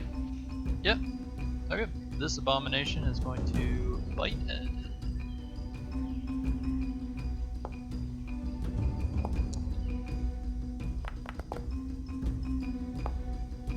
And only hit once. This archer is going to disengage. Oh god. This way, desperately. This abomination is going to, as that archer runs past Varel and Isolde, looking sort of like panicked as he sees from all directions that you guys are surrounded. This guy is going to slash at a soldier. Oh, there it is.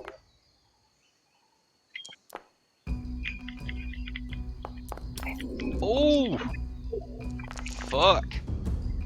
That'll do it. To Terran's left, he sees, I mean, technically from his character perspective left, but from right on the screen, he watches as a abomination unhinges his jaw and like half, like swallows a soldier whole.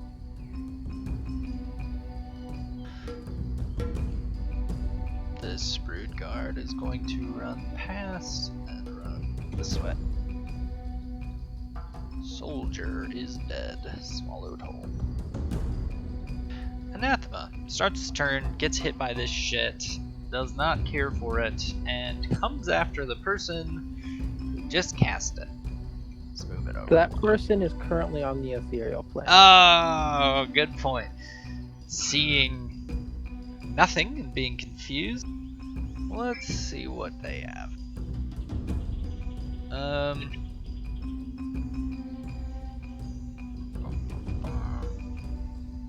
It's going to,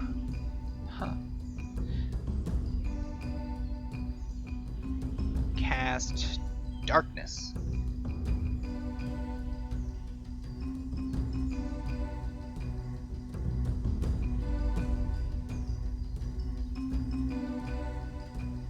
And now, Bosner, you are shrouded in a cloud of darkness. And I think that's its turn. Yeah. Vosner, as long as he's touching the ground, has tremor sense, so he can see, essentially. Yeah.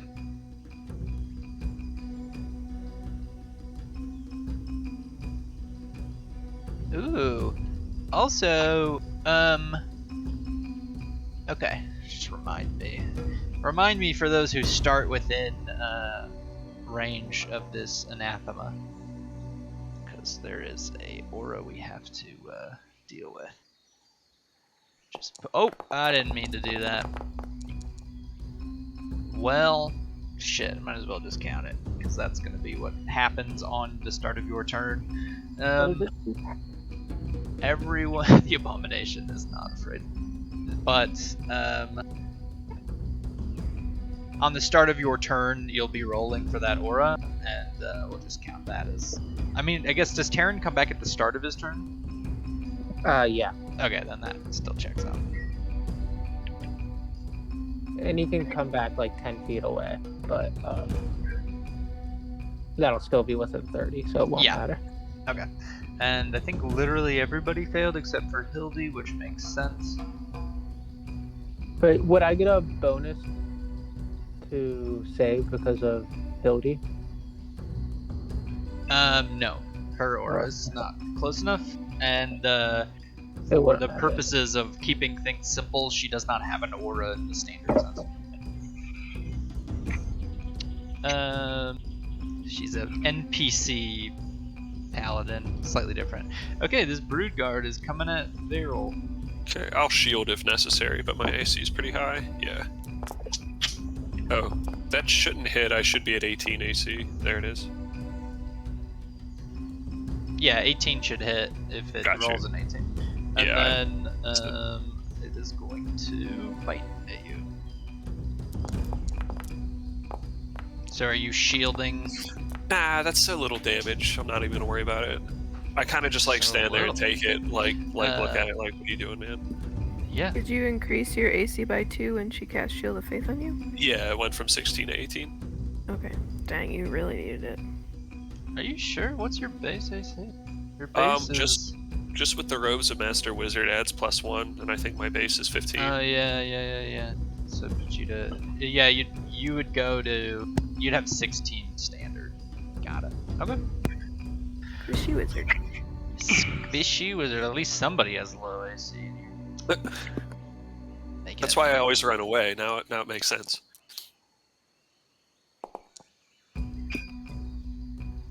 Nowhere to run this that time. should add advantage. I'm gonna say this soldier is going to... Ah, damn it, it's supposed to have advantage again.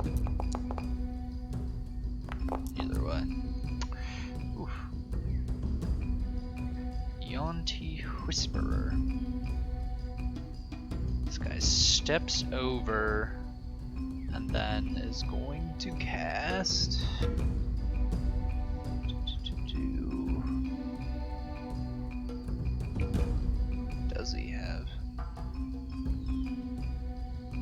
Charm person. What the fuck?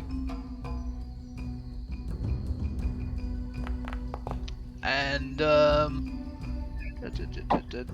it is charmed until it basically just tells it to stop fighting.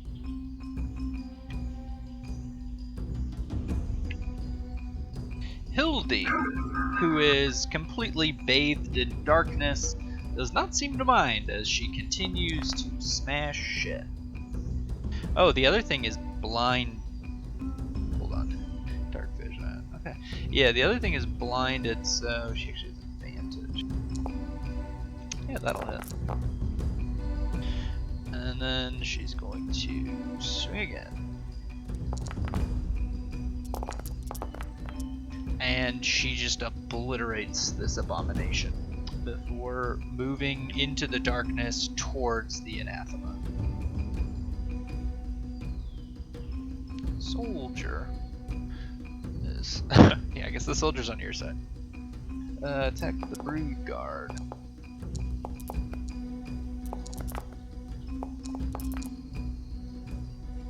Mind Whisperer. Attacks with Eldritch Blast.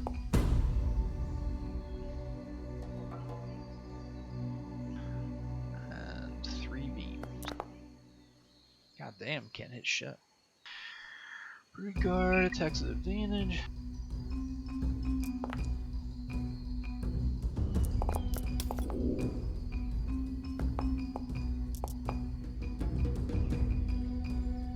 Abomination. Oh, he shouldn't have had advantage, so I'm just gonna make that his only attack for the round. Abomination is going to attack at Atticus.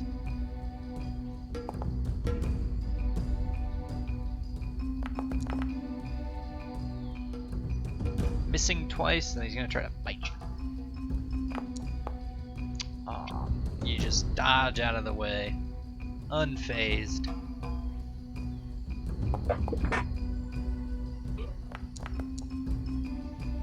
This abomination is still immolated. It's Oh at the end of yeah, its turn. say it's a dex save. Yes, sir. Oh, he critically succeeds. The fire is extinguished. Yay! No, wait, bad. That's bad. Well, good for you, I guess. This brood guard is going to run in towards the temple, finding nobody. Zolda, it's your turn. Right. I am going to step down next to Beryl and cast Inflict Wounds on this brood guard.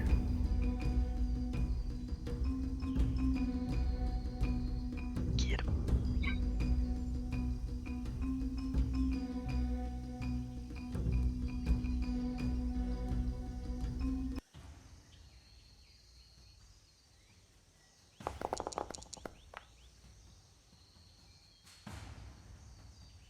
Whew.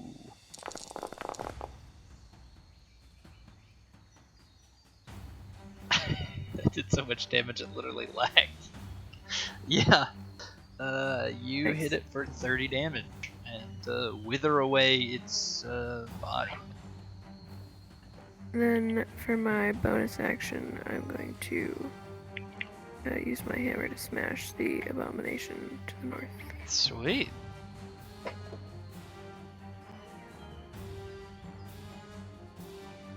I thought it was Zolda's the tank on this side.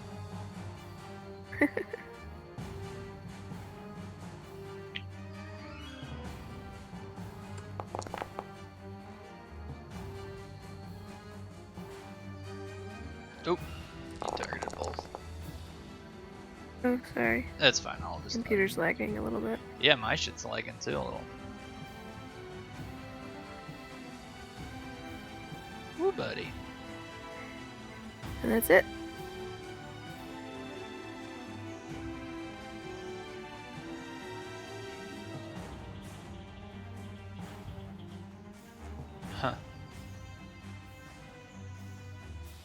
I need to reload this shit.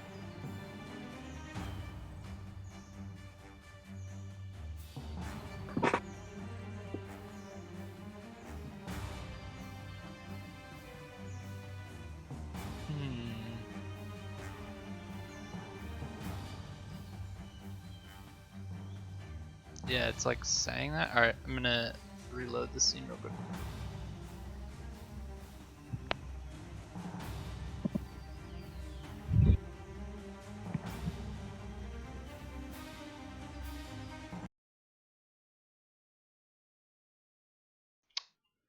Do do do do do do do do do.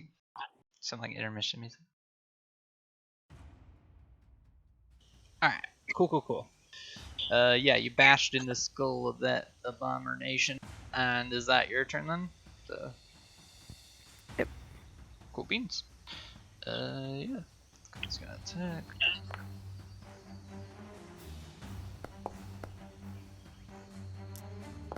Nice. Rude guard is attacking. Let's say the guard.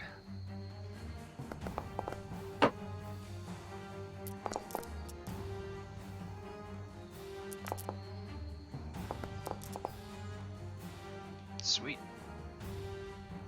The soldier is going to attack the rude guard.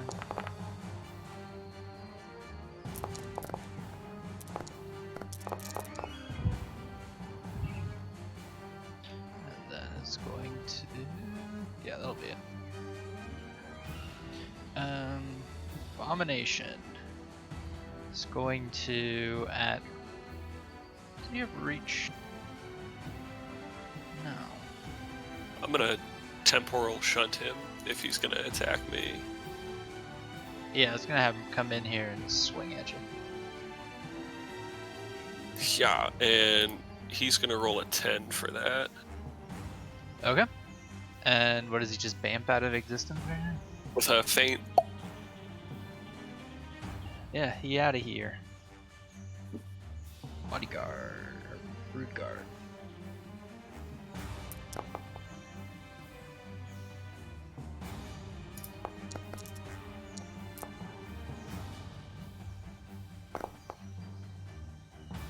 Misses.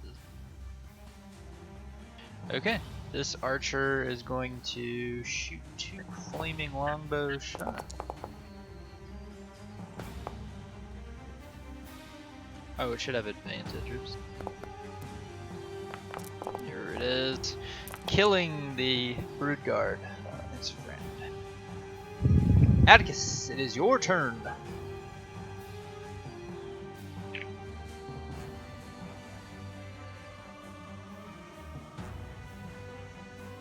Alright, sorry about that.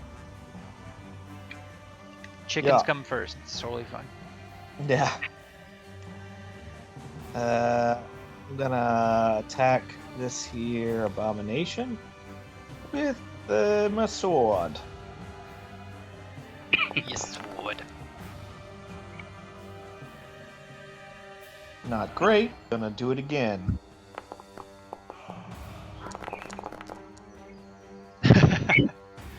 And then upon hitting it with a 3 on that one, which is cool, I'm gonna do a staggering smite. Oh. Technically, the way like those smites work, there's like 2 kinds of smite. One is divine, which is just like after the attack hits, you declare it. The other is a staggering, like the other kind of smites, and they're technically bonus actions where you cast it beforehand, concentrate on it, and then the next time you hit something, it'll apply it. Okay, so we can undo that, and I'll just do a regular smite. No, it's fine. We can just say you cast it beforehand. You could okay. you could have just said you were gonna cast it right before then. Anyways, he fails, which means he has disadvantage on attack rolls and ability checks. And can't take reactions. Okay. And that's it for me. Yeah. Okay. Cool. Doesn't it knock him prone? I'm thinking of Thunderous Smite. Yeah, it's Thunderous Smite. Cool. Okay. But to be clear, while I'm concentrating on that, it doesn't go for every hit, right? It just goes for like the first time I hit with it, right? Yes. Okay. Yeah, so it's a little bit tricky because if you miss all your attacks, you don't get it. But also, it takes your concentration, which kind of sucks if you want to do other concentration spells. So. Although there's no reason to hold on to it any longer. No. After you hit it, it goes, so you're no longer concentrating on it. Okay. All right. Got it. Thanks. Yep.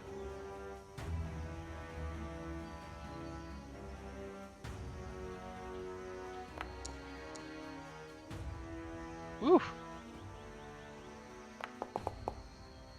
There it is. Okay, the soldier is going to attack.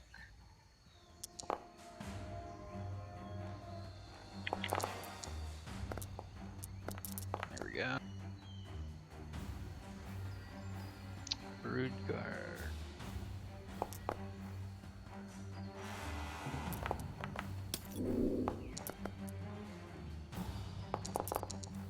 I will say, I'm glad you guys are spread out because the observer sees what all you guys see, so it's like kind of split the camera everywhere.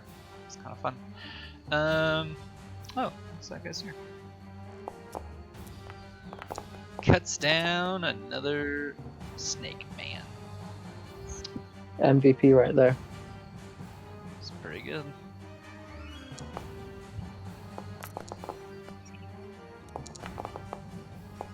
Oh, though you guys can't see what's happening over here. That's funny. Alright. This... okay, this guy is stuck in darkness and exhausted, and so he is going to attack Hildy at disadvantage.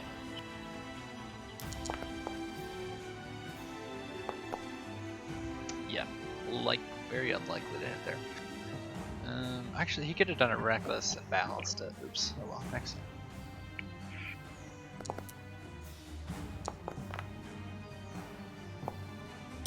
Ooh!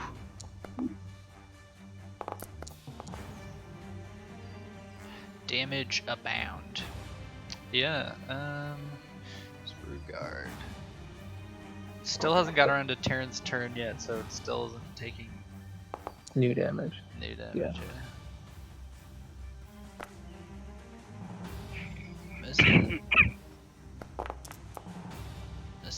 Misses.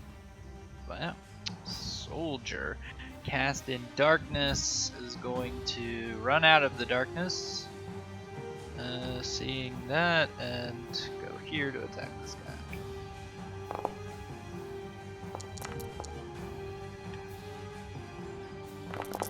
Oops.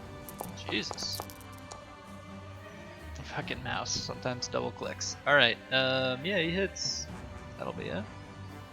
Terran, you come back into existence and are immediately cast into darkness. You hear in the darkness the sound of slithering snakes, scales on the ground, and the sounds of hissing heads of various vipers within, a few feet of you, and become very frightened. So frightened means I have disadvantage on ability checks and attack rolls. Yes. And then I can't move closer to the thing, right? Correct. Alright, so Terran's terrified and he's just gonna fucking unload on this area. You also can't see anything. But I can hear where they are, right? I mean, yes, you can hear a giant snake monster in front of you. There is fighting happening, so it's a little bit chaotic, but yeah, I mean, you can play that however you want. Would I be oriented enough to cast cones in that area? Oh, yeah, I think a cone would make sense. I think if you were trying to, angle a fireball, it would be a little iffy, but a cone, you could just shoot a direction. Yeah, that's my plan, is to do... Oh, your old breath weapon. Yep. Tried and true. Start with a breath weapon as a bonus action.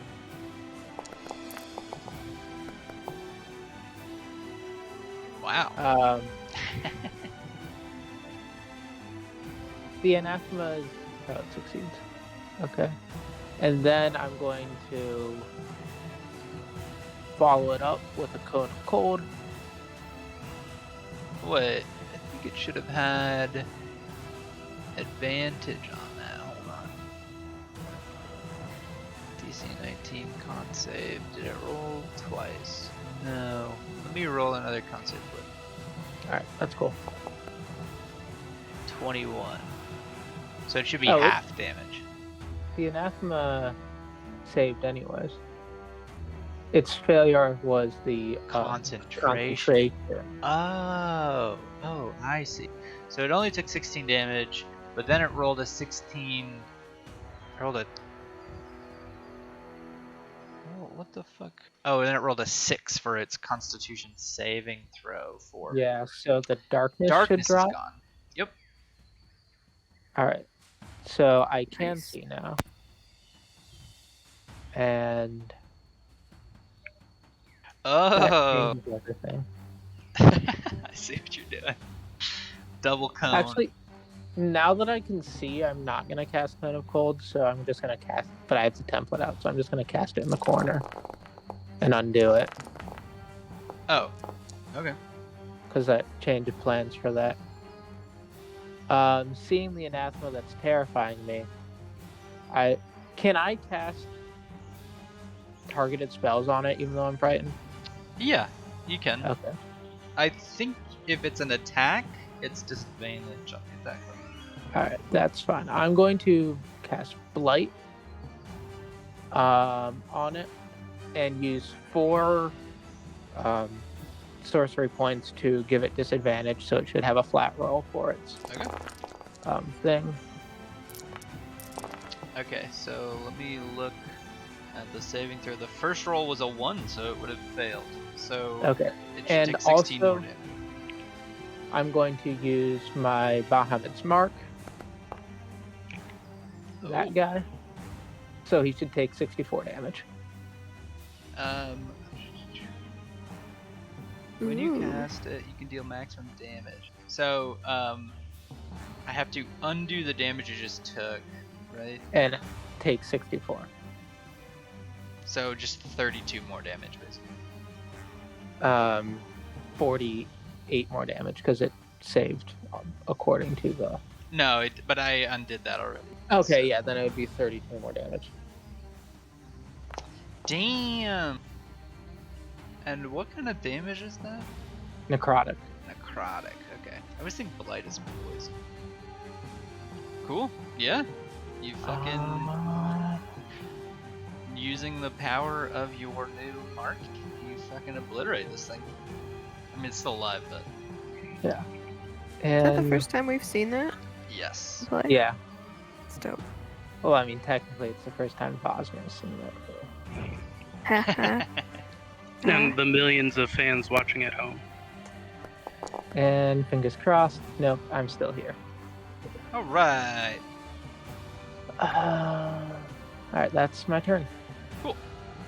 This brood guard is going to, seeing an opening, rush over to here, but that is his turn.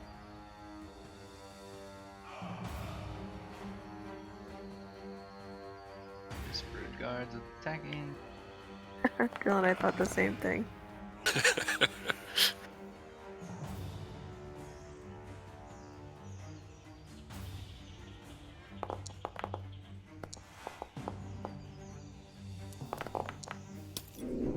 Woo, buddy.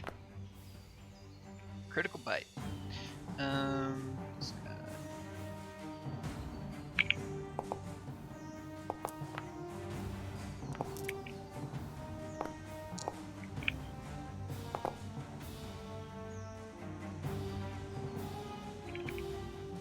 This soldier is charmed and begins putting down his weapons and just walking into the jungle. I think he gets a wisdom save at the end of his turn. Say, keeps walking. Bosner, it is your turn. Whoa, crazy. Guess what? That turn took 30 minutes. Sorry. Wonderful. You finished your turn right at 2 p.m.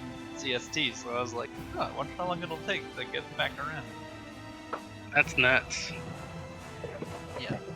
Maybe I should cool it on these giant battles. Yeah. No, more. Okay. Am I still afraid of this thing or no? Hell yeah. See you now. Oh, Terran, I think it's a wisdom save at the end of his turn. See if he's no longer a scaredy. Let's see. Run target can repeat the saving throw at the end of each of his turns. It is... What was the DC on it? DC 17, so you did Alright, that. still frightened. Damn, your wisdom throw sucks. Sorry, it's that little Let me check one thing here. insensitive.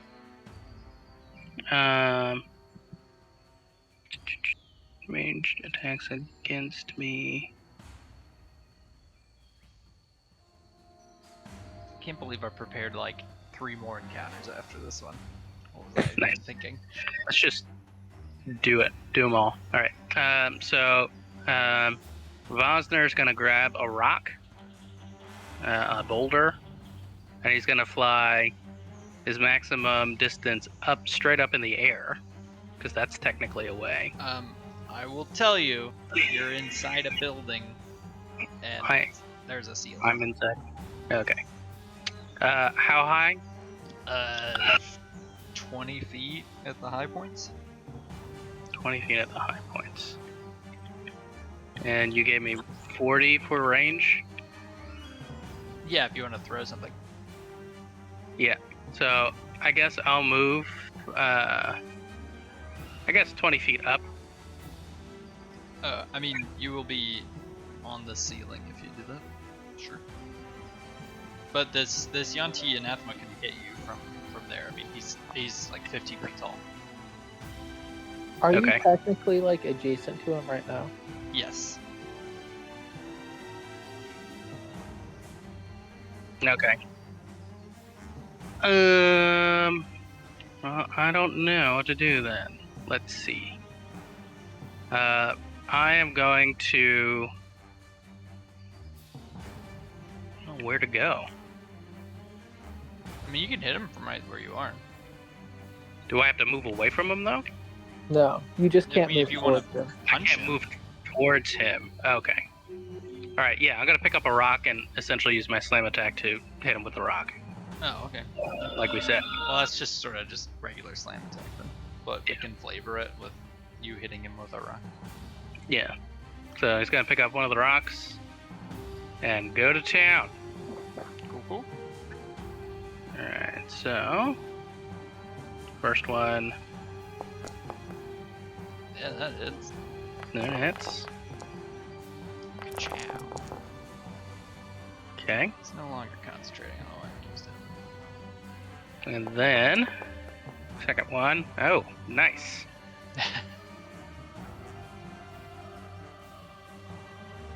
Okay. Is that your turn?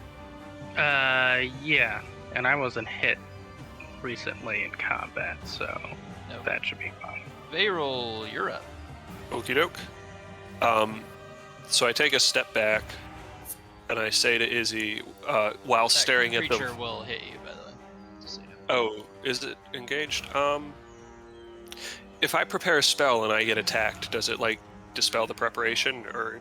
No, what happens is if it's a spell that's like an attack, like anything where you roll a d20 at them, it will have disadvantage if it's a ranged attack.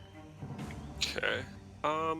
So like your time chrono bolts or whatever we call them. Yeah. It would be Phantasmal Killer is what I'm going to prepare. Yeah, Phantasmal Killer will work. Okay. Because it's a saving throw. Got you. So I'll stay put then, and not move, and say to Izzy, I'll say to Izzy while staring at the empty space where the abomination just out of existence a couple of turns ago. I'll say, worry about the others, I'll deal with this one. And then I'd like to prepare Phantasmal Killer for when it comes back, and Okay. with that, I'd like to dispel Fortune's Favor on its... oh no, I can't do with Fortune's Favor on it. Yeah, I'll just prepare Phantasmal Killer back. Okay. So that uses your concentration to concentrate on that, but you're not concentrating on anything else. It does consume this spell slot, and then it I can't remember if it consumes your reaction or not, but whatever. Yeah, I think it does, because then you're going to use your reaction to cast your spell, just so you know. Okay, got you. Okay, this archer will go and is going to shoot.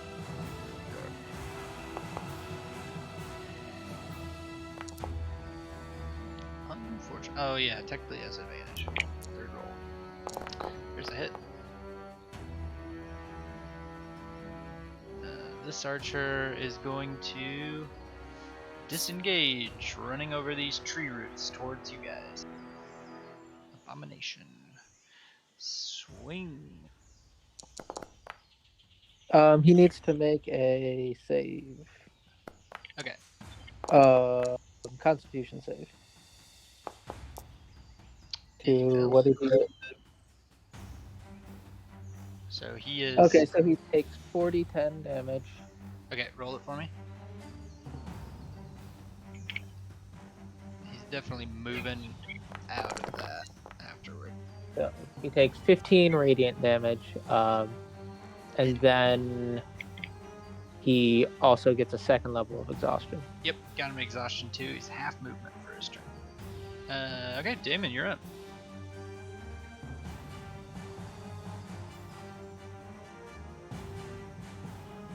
Senior Robot. Not really aware of what's going on elsewhere on the battlefield. Damon so far thinks this is his biggest problem. There's these guys right here. So he's They just are gonna. his biggest problem. Yeah. So actually, I think Damon is going to use Primus's mark. His eyes glow red. You hear like this otherworldly robot voice say, "Sentry mode activated." And he swings.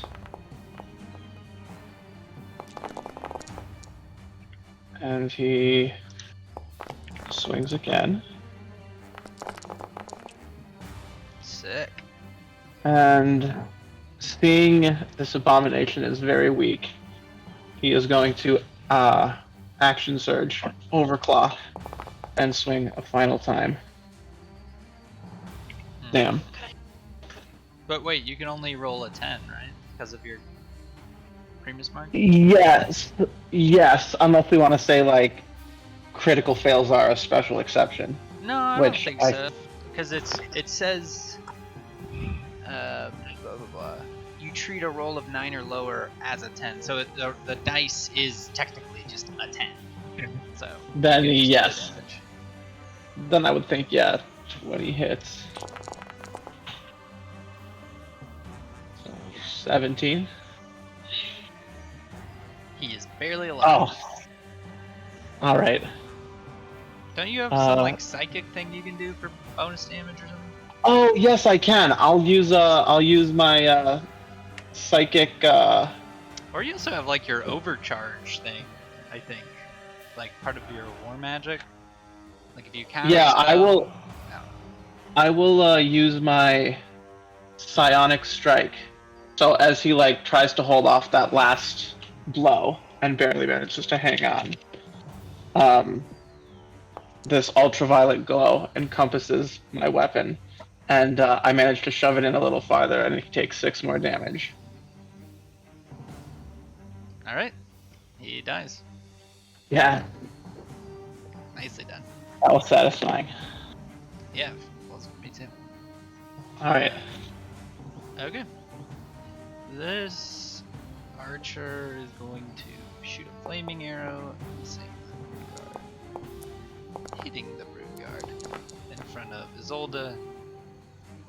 Abomination is going to scoot on yonder. An abomination is coming into the hallway behind Damon, and that is now killing the archers who were helping you guys.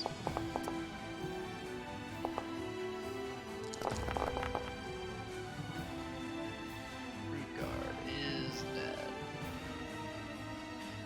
Monty starts his turn. What is the save again? Constitution. Constitution.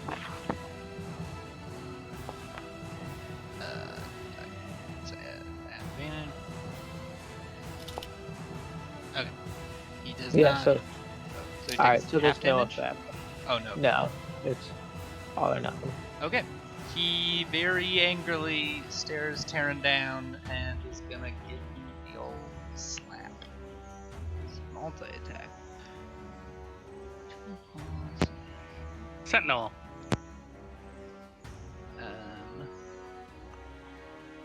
Okay, he's going to try to wrap his tail around you, and you're still frightened, so I think he gets advantage on you.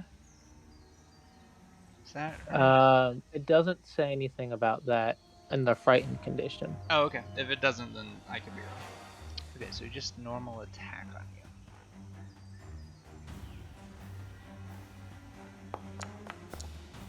Oh, misses. And I get to roll a sentinel against him too, right? Yep. Since he's Punch. within range. Yeah, go for it. Cool. And slam. Do it. Nope. Oh. And then he is going to. What does that say? Okay. And then he's going to claw at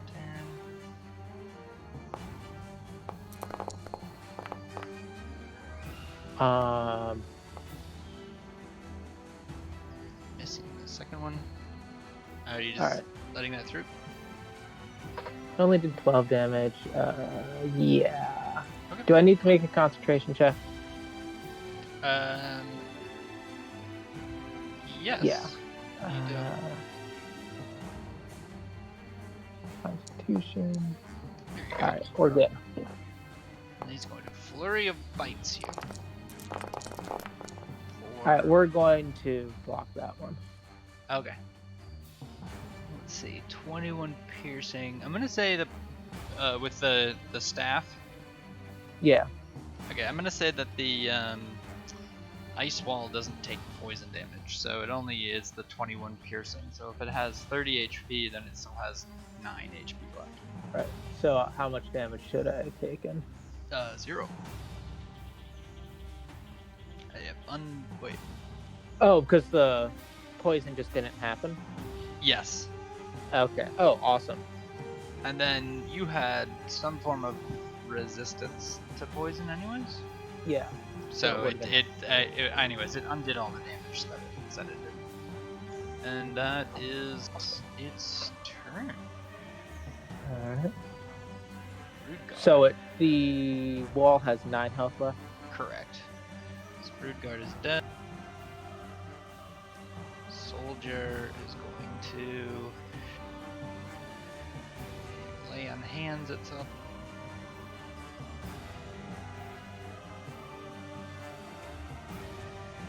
Heya! Soldier is dead. Anti-Mind Whisperer is going to cast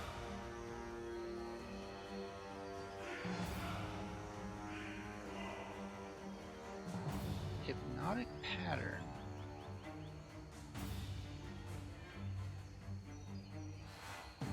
Ugh. Oops.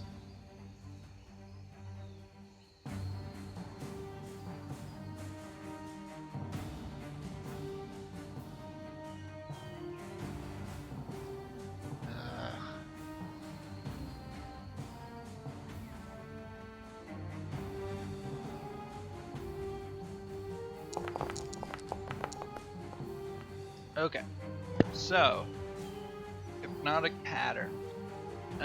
This Mind Whisperer casts an ability that creates a twisted pattern, and like snakes begin to crawl out of, like psychedelic snakes begin to pour out of the walls, or all around you.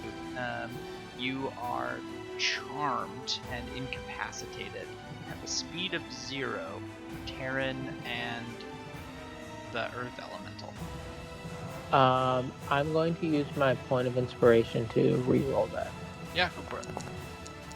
Fuck, didn't work. And you are incapacitated. The spell ends if the creature takes any damage or if someone else uses the action to shake them.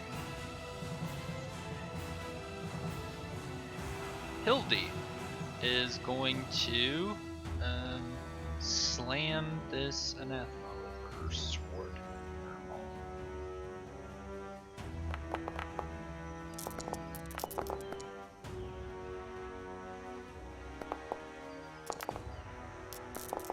Bringing down the hammer. Soldier.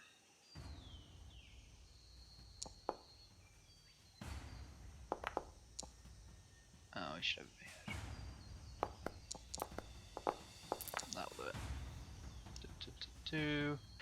Yanti Whisper. It's going to cast.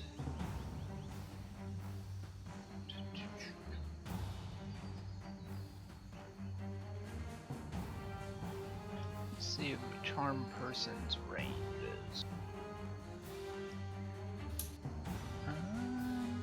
30 feet, okay. That then. Hypnotic pattern again.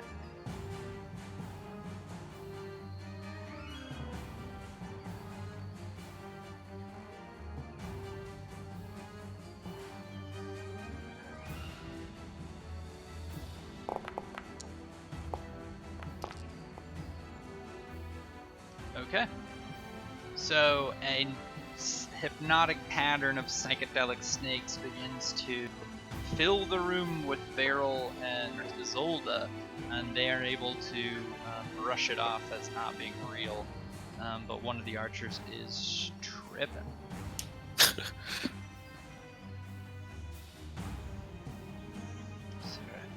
There we go. Oh yeah. Oh, I put it. That's stunned, but. Brood Guard. The Brood Witch. Attacks. Anybody know the Brood Witch episode of Octane Love? Alright.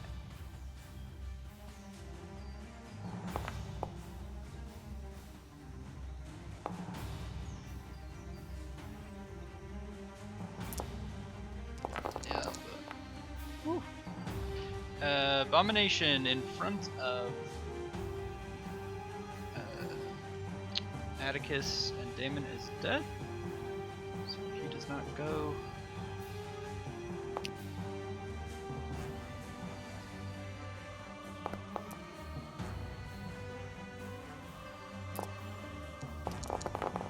Yeah. Soldier.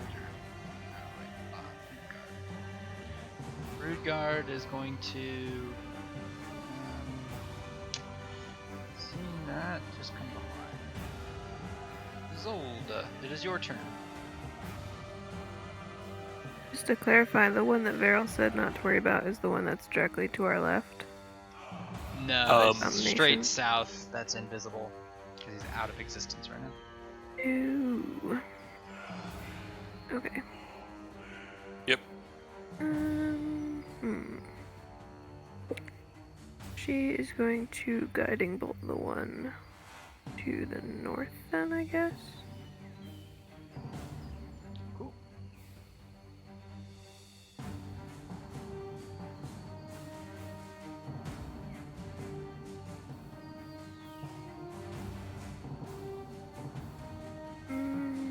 No, she's going to do the spiritual weapon attack like she usually does on that one. And she's gonna guiding bolt the one that's killing that poor guard to the left of us. So...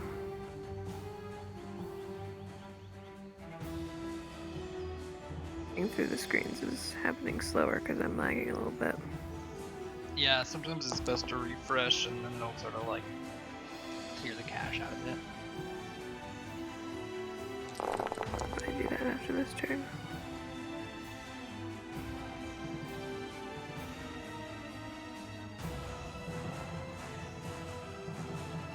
Gotta remember to unclaim the other guy.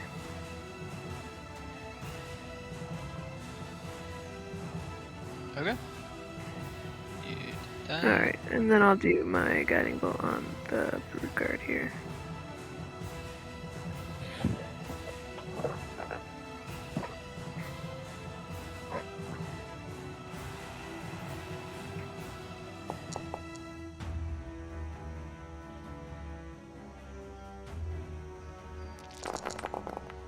Good lord. 4th level guiding bolt. Oh, he didn't even die. Dang. These bastards, hanging on. Yeah. Tough snake people. Alright. True that. That's it. You guys have a surprising number of soldiers still alive, though, which is pretty good news. Maybe they won't have to run to Camp Righteous in this version of reality.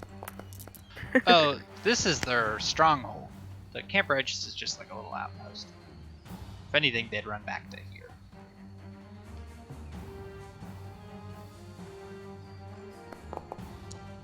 But yeah, maybe more of them will make it to Camp Righteous. That might just mean that we Laying actually hands fight more himself. zombies. Abomination. He comes back into existence. Yep. He then has to make a what saving throw? A wisdom saving throw. Fingers crossed. Nice. Oh, Sick. And so it takes 4d10 psychic damage and is frightened. Well, hold on. You get the frightened right away at the... Oh yeah, tricky. Can you cast this spell again? Oh, sorry. Well, Oh, no, that's fine.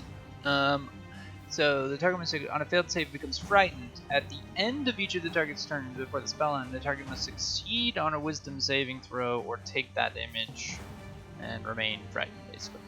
So he's scared of you. He is going to... Blah, blah, blah, blah, blah. He's gonna target you. if it's an attack, I'll use Fortune's Favor to basically give it disadvantage. It's not an attack. Ah, damn. it'll have disadvantage anyways because it's frightened. He's gonna cast fear on all of you. What a bastard. So, basically,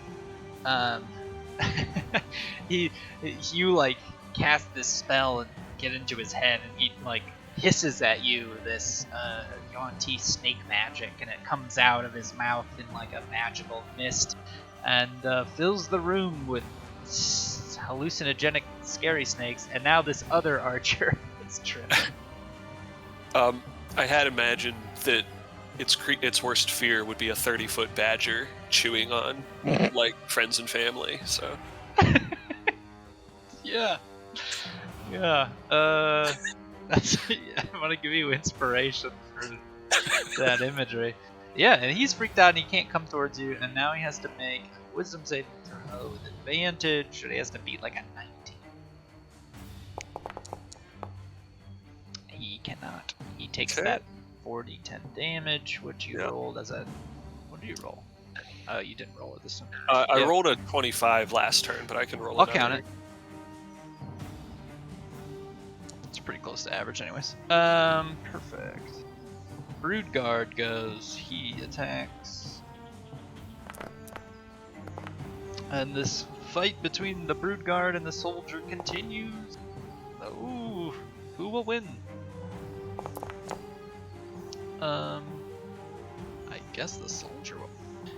Archer. This archer is melee with this abomination. He's got a short sword.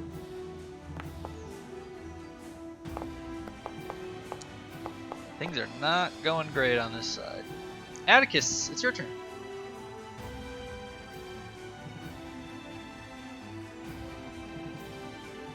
All right.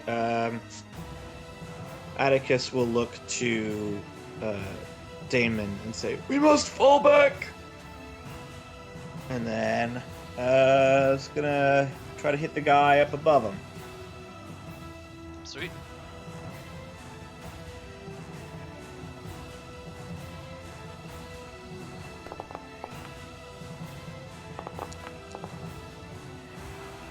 Fucking yeah.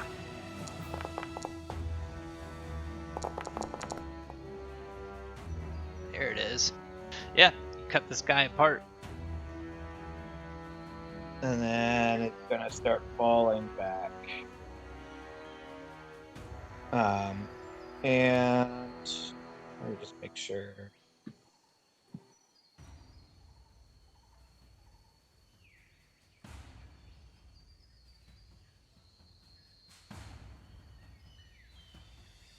Yeah, and then as my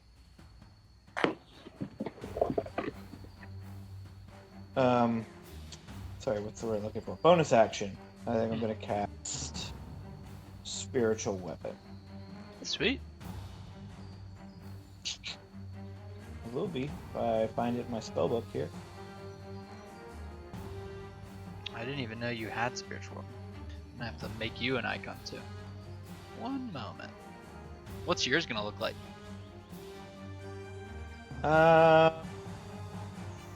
Maybe like a stone axe.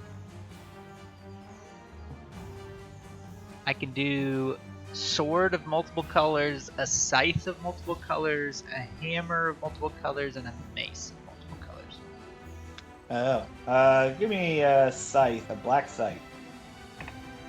Yeah, dark purple is what I got for you. Nah. Looks pretty cool. Does this kill the potato computers? Who knows? I like it. It's good.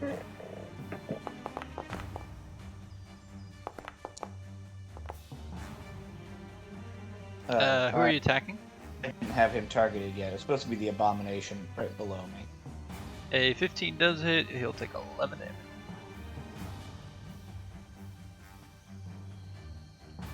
Nice. That's it for me. Cool. This abomination is going to constrict this guy, wrapping him up in his tail, and then he's going to hit him with the scimitar, and then bite his face off. Oh yeah. Nice. This guy... Oh, this guy's dead. This soldier's gonna fall back, and then run this way. That's his turn. Rude guard, dead. Soldier, coming this way.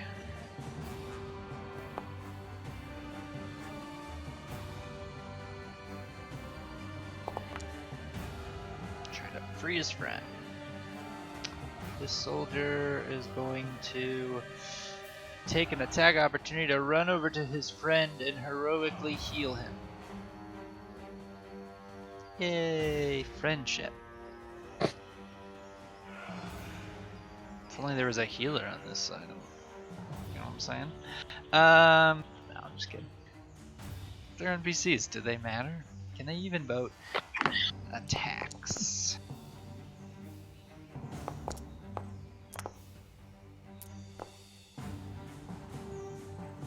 Yeah, there's that.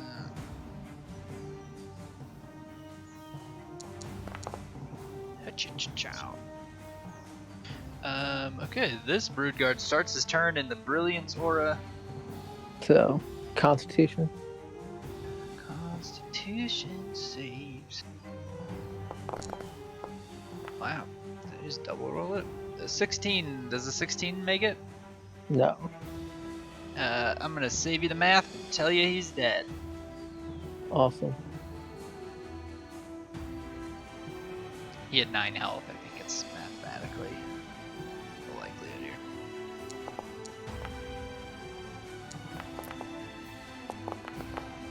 Ciao. Taryn, your turn.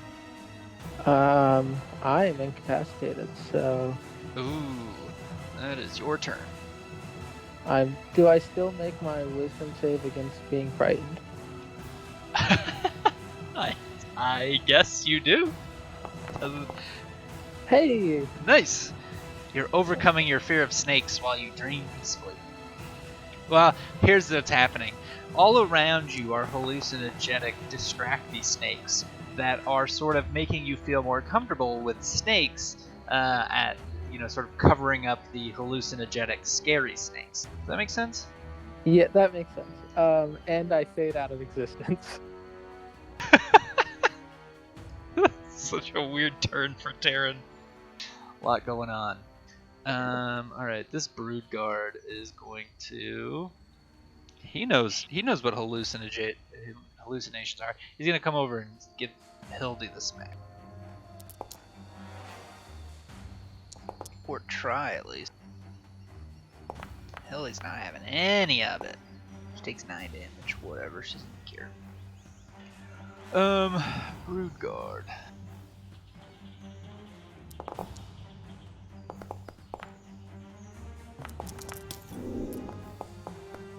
Ooh. This soldier makes a wisdom save. Oh, actually, he should no longer be charmed because that's the same person that cast the other spell that patterned you. He's gonna come back and he's gonna gather his weapons and fight a Yonti and not do so good. Alright. Bosner, it is your turn. You are caught in a hypnotic pattern. I believe that makes you incapacitated. Cool. Alright, well, see you in a half hour. We made it around in a half hour. Just barely. Were you afraid by the fear snakes? Can't remember. I think so. I guess so. So roll a wisdom save to see if you are no longer afraid of snakes. I also roll from my better stats. So do I roll from Bosner or do I roll for... I have actually modified all of your wild shape stats so that they have your Oh, okay, cool. stat blocks, at least your attributes. Alright, so is it a wisdom save then? Yes. Okay. You Still still afraid, I guess. are scared of snakes. Hey, roll. It is your turn. Okie doke. Let's see here. I guess we'll just worry about what's immediately in front of me. I Give me think old- after Veril's turn, we should take like a 5-minute break to go to the bathroom and get coffee and stuff. Sounds good to me. Okay. I'll be quick then. We'll just do the death knell. Nice. Is that your turn? Yeah, let's call it. Okay. Let's take a break. This is a pretty grueling battle, though. It looks like you guys are winning it. So, well, maybe not. I don't know. There's a lot of abominations out there. Feel free to load up the stream and check where you're at during the break. I'll be right back. Can someone put a link to it in the Discord? Yeah, my Twitch is just JOHNN07, so like Twitch/that will get you to you, but I don't know for sure.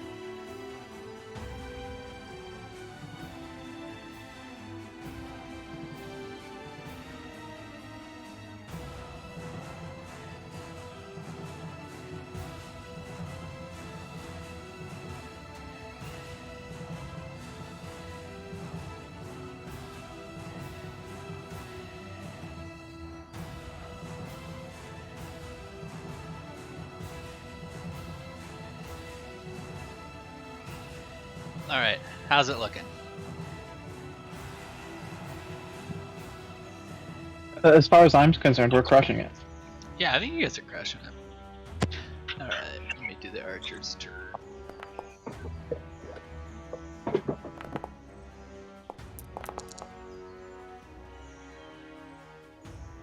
This archer is a scared. But no, he's hypnotic patterned, so he doesn't wake up. Abomination.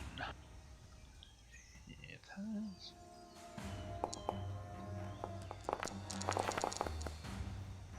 Oh, I didn't mean to do that twice. It's fine. A whole troop of paladins fighting alongside you. Damon, you are up.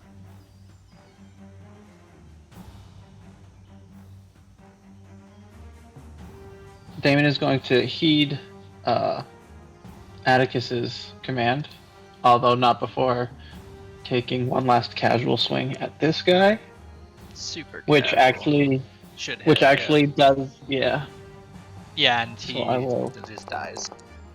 yeah. And then I will come sprinting up this way, and as I get here and see like the abomination, instead of using my action to take a swing at the abomination, can I try and like push this archer back out of range? Yeah. You can move him out of the way. Yeah, I think I would rather try and get him like out of the way so that I'm the abomination's Sure. focus. Yeah. Since he does better at range anyways as an archer, presumably. Yep. And I'll say you just move him behind you, pull him behind you. Yeah, and then I will just step in a little farther, and square up with this guy. Sweet. And then I'll try and take a measure of where things are at right now. I'll say you get inspiration for that. That's pretty great. Yeah. Appreciate it. Yeah, and that's gonna be the end of my turn. Cool. This archer is a scared. He gets a wisdom save. He succeeds. It's the end of his turn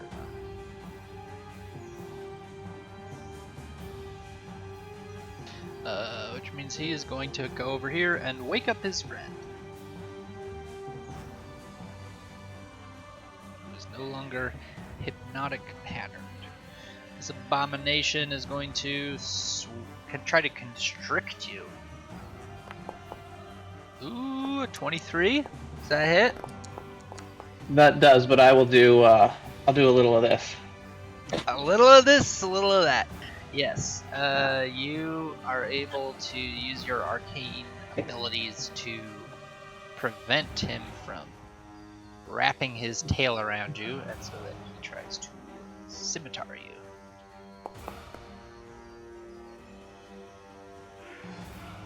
Scimitar you again. And him being an intelligent creature and knowing that you are like a death robot sent from the future, he is going to move away from you, getting any attacks of opportunity. I use my reaction for shield, so I Oh cannot, yeah. So he's a smart he snake. gets that one for free. I'm assuming that the spiritual weapon doesn't get an attack of opportunity. Correct, yeah. The anathema starts its turn in the radiance. So what save is that again? Constitution. I feel like it's weird that the anathema does not have bonus to any saves. I'm gonna Google that.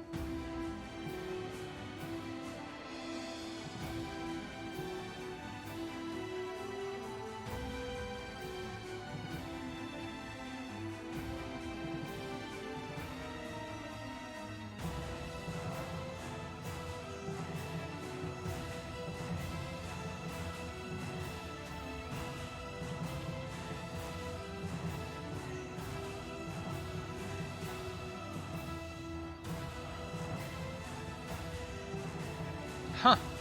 It really doesn't. It's not proficient in any saving throws. This is the weirdest shit I have ever seen. Whatever. Okay, Constitution it is.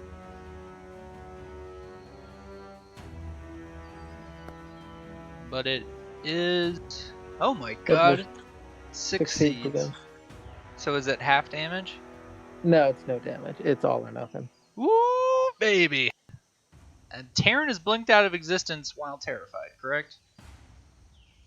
Terran succeeded his frightened Oh, save. right. He's no So longer he's terrified. just He's just in another plane, tripping snake balls. Whereas Mosner is in this plane as a giant elemental tripping. correct.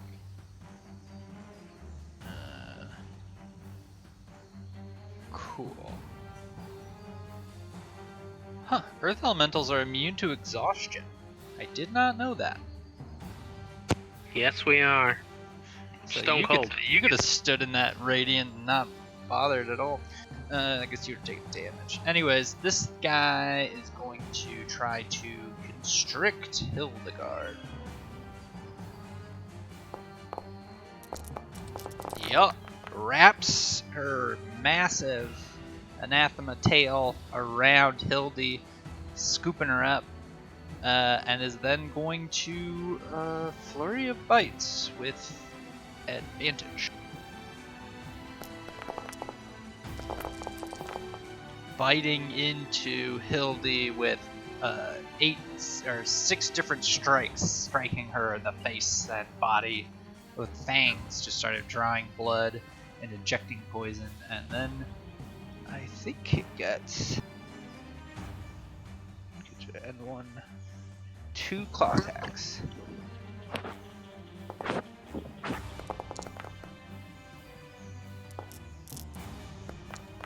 Aren't you guys glad Hildy's on your side here, soaking up the damage?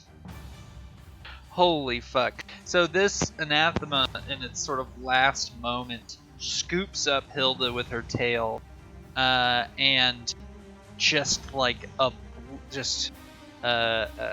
crushes her body, tears her whole upper body apart with fanged bites, and then starts clawing at her, sort of like ripping off chunks of her plate armor as they do, and she is not down. What? What's going on over there, guys? This soldier is going to swing his longsword. Kills the guy. Swing again. Miss. Mind Whisperer is going to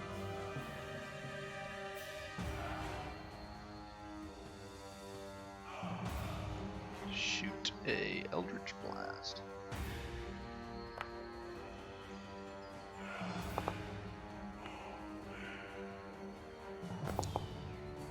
There it is.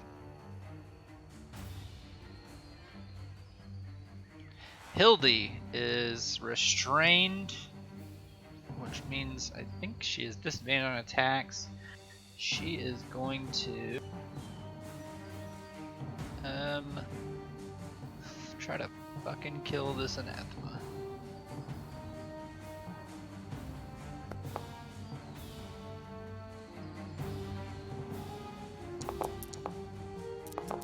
Fuck yes. So, Hildy, being crushed by the tail of this giant 6-headed snake monster, is being torn to shreds, bleeding out of every orifice, and she smashes it across its biggest head with her flaming maul, and crushes its spine in one blow, and is sort of like dropped from the tail and is now standing where she was once, being held and crushed to death over the corpse of the anathema. And that is her turn. She lets out a pretty intense battle cry. The soldier is going to join the fray over here. Coming to help this way. Whisperer is going to actually, I'm gonna say that the sound of the anathema being defeated sends out this like horrifying hiss, magical hiss into the air, and all of you notice that the Yuan-Ti who hear it become alert and begin to look in all directions. It breaks their concentration too, right? Because it's just a Something could. There is a guard nearby, and yeah, but maybe not by the time of your turn. No, Atticus could break that guy's concentration. Anyways, yeah, okay. This Mind Whisperer is going to Eldritch Blast. He just went. No, that's too good.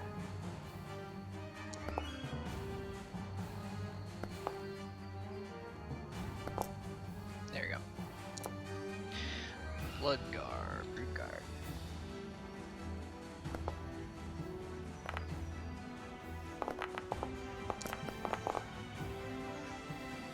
Domination.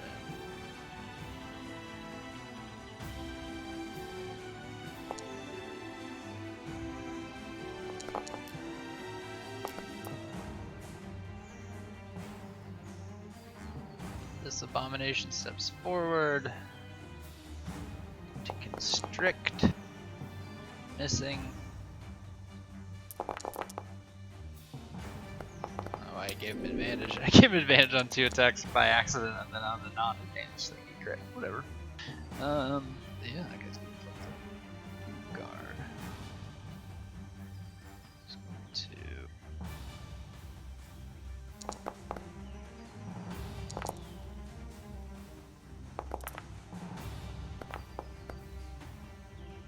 Zolda, it's your turn. Alright, I'm gonna spiritual weapon the guy at the top again.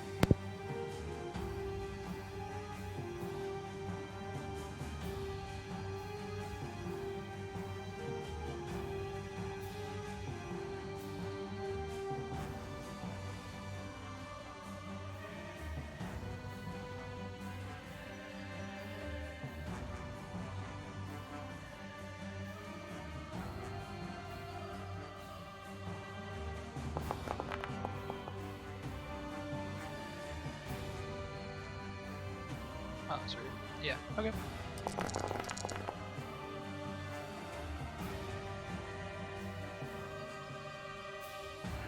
Nice.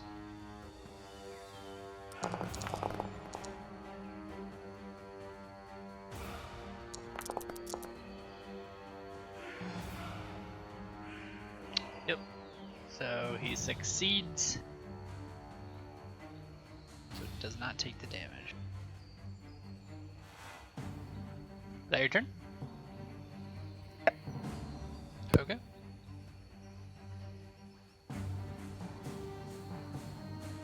Get rid of some of these effects. Okay. Soldier.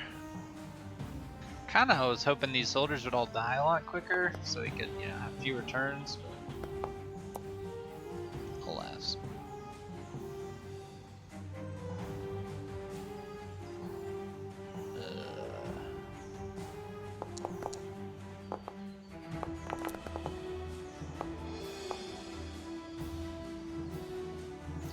Okay, it is that abomination's turn who was feared by you, Beirul. So he, at the end of his turn, sees if he takes the damage again. But Correct. He Makes is another scared of you. Another wisdom save. Okay. Let's see what he does while he's afraid of you.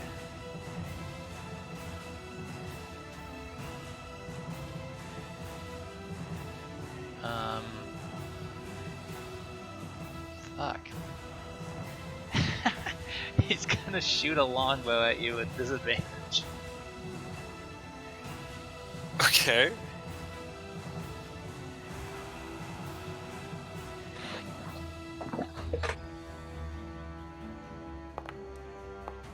Damn.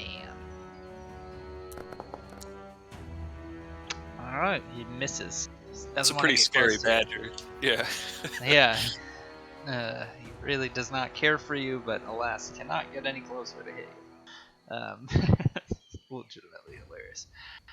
Okay. At the end of his turn, wisdom saving throw. Oh shit! Dang. He ain't scared of you no more. He's coming close. Actually, could we fortunes favor that one? No, I can't. Ah. I might chronal shift it. What the hell? Okay. So wait. I have to re-roll it. Yeah.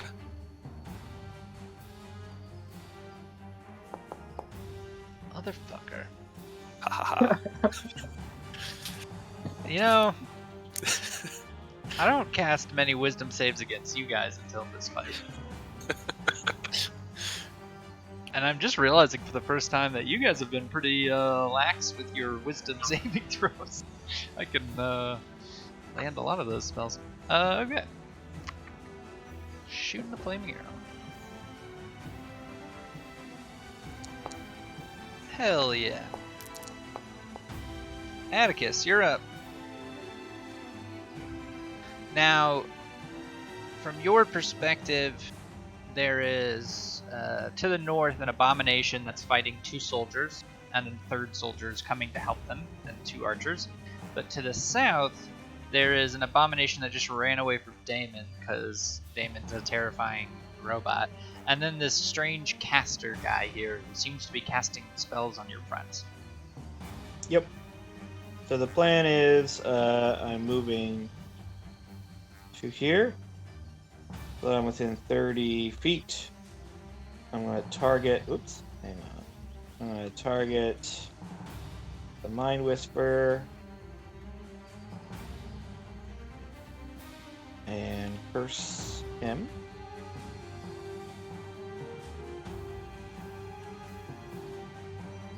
And then start firing him off. Oh, great.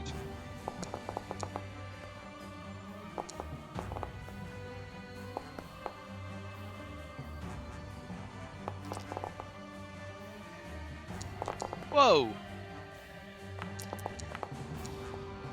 No, A lot I of still things just succeeded happened. though.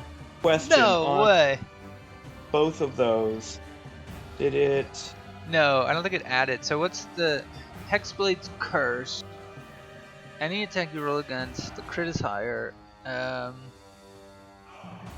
gain a bonus damage equal to your proficiency bonus. So he would have taken 5 more damage. Right? That's your proficiency bonus right now? Yeah. Yeah. On 5 each... more damage on hit. each one. So let me do that real quick. So you hit. How many attacks? You did 1, 2, 3. Okay. 3, but I...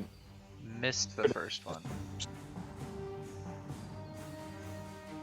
So, well, that we don't need to worry about that. But I subtracted the 10, but then that Eldritch Blast, that last one, that would have been 24 plus 5, would have been 29, and a 15 does succeed against 29. So he would still be concentrating somehow. Wait, Sorry, the guys. first one, yeah, he's got 2 super good rolls. Yeah. Unable to break his concentration. Abomination. He's going to attack. So I we're was not one out of of the first. You are.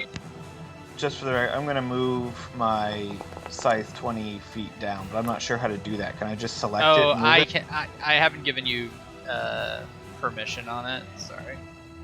I have to add it and Alright, put a bunch of that's features fine. on it still. Alright, that's good. That's what I want. Okay.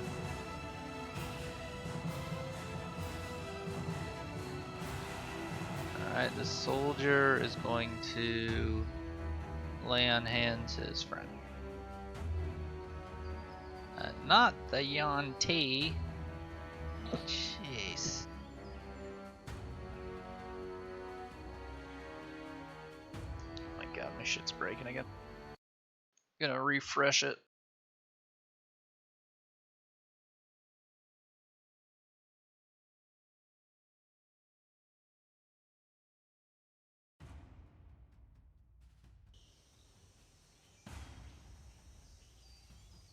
Okay.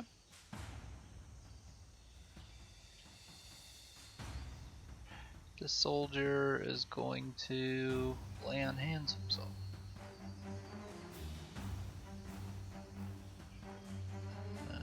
This one doesn't have it, so he's attacking the brute guard.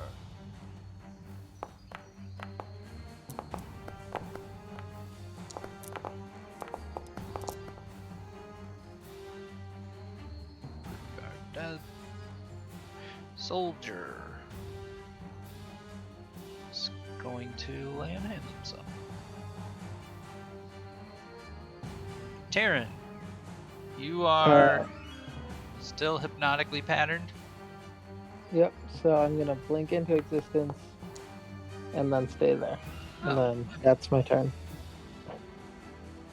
Brute guard is going to attack him. He needs to make a save. Oh yeah, you know what? He definitely has been standing here for a while and hasn't made one yet. So,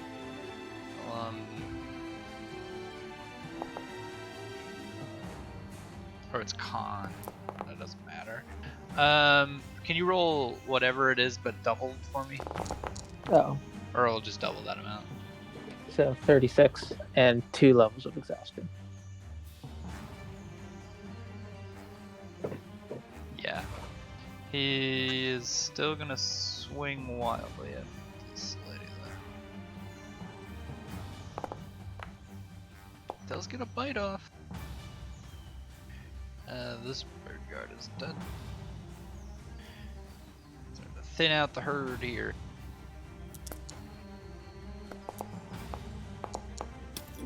Ooh.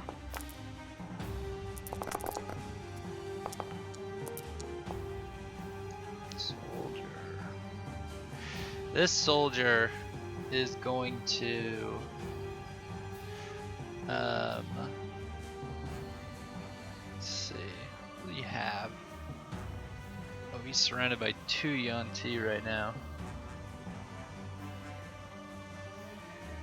What does he have?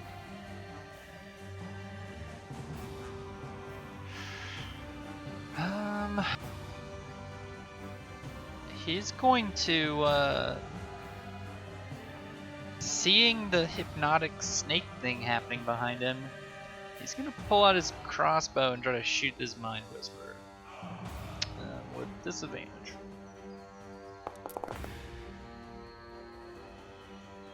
Oh, he misses. That is his turn. Bosner, you are hypnotically patterned. Yep. Make a save to see if you're still scared of snakes. No, the does it end with the anathema Oh stuff? yeah, it does. All right, you're no longer scared of snakes. Okay. Cool. Okay, Farrell, it is your turn. Yep. In a foolish moment of impulse, I'm going to turn my attention to the Mind Whisperer way to the north, and I'm going to cast Finger of Death, and its Constitution saving throw is going to be a 1. Here's an interesting thought. If it rolls with advantage, oh, it failed anyways. Does it have advantage? Hold on. Wow. It rolled 2 5s. Okay. Yeah, I was gonna say, if it rolled 2 20s and you set one of the dice to 1 or whatever, the other dice would still stand. That was sort of my point. Does that make sense? The other dice would what? Still stand because it's advantage. You know what I mean? You're setting the value of a die. But Oh. if you would pick the highest one, but if they're both 20s, See what I'm saying? Okay. So he's gonna fail, but he's not gonna get the critical failure. No. He's still gonna fail no matter what because he didn't roll very well. But what I'm Okay. saying is, in the future, potentially, if you fought something with advantage, you could change one dice roll, but not both of them. So if Okay. 220s. So like, if he rolled like a 19 and a 17, you could change the 19, but the 17 would still. Yeah. Got it. Well, like I wanted it to be a critical fail, but I guess since it's What's rolling a with critical advantage, fail? one of my mistras was a 1, and so I was going to make its Constitution Oh. save be a 1. Yeah, there's Does no that such not- thing technically as a critical failure, anyways. Like, Okay. it doesn't do more damage. Or... Okay. Well, perhaps I'll just hold on. Well, I did say it already, so that does. No, kind of like... you blasted him. Yeah. Alright. Okay, so he fucking takes 57 damage and almost instantly dies. Damn. But does not. Anything else you're doing on your turn? I'll return my attention to the abomination in front of me, and then end my turn there. Yes, he's still afraid of you because of your shit. This archer is going to step down and shoot this fucking Mind Whisperer. Oh, hell yeah. And he fails his concentration check. You guys are no longer hypnotic pattern. Woo! And he kills him anyways. That This- archer is the MVP. This archer is going to shoot a flaming arrow up here.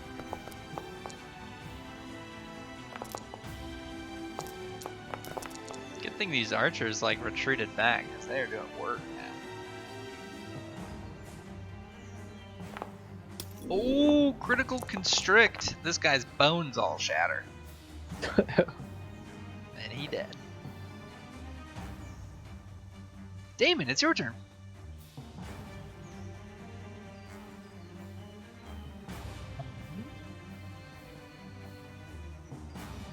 Damon is still thinking like we're all guarding a side, so I'll just stick to my side. Watch somebody get crushed up here. Figure I can try and maybe prevent that from happening again. Sure. And I actually think I'm going to use that inspiration I just got just to try and get a big hit. Go for it. Oh, buddy. That's what I'm talking about. He seems slightly resistant to your fire damage. I'm not even gonna stop and worry about that. I'm just swinging again. Actually, no, he isn't. I don't know what that was. Kind of a little fucky. 16. Okay. Yeah, I'm happy just to have really carved into this dude up here. Yeah, that's pretty epic. So I will. I'll end there, trying to keep the magic to a minimum, but with the wonkiness of the weave. Sure. This archer is gonna shoot up at this guy and kill him. The abomination's dropping left and right. This one, however, is going to come at Terran.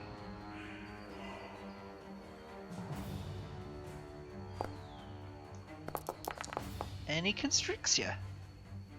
I'm going to use my bonus action to make a wall instead. Of ice. How many times can you do that? Twice? Yep. So this is my second one.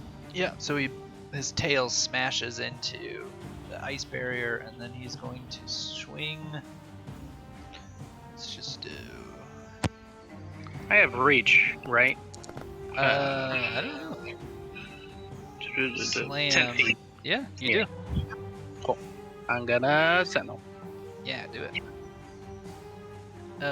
That's another 11 damage off that ice wall. Alright, so Undo the it's down. damage to you. And the ice wall's down to 10. Yep.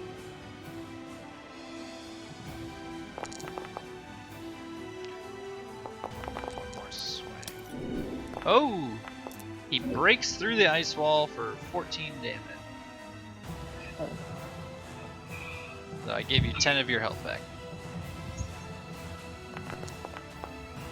Sweet.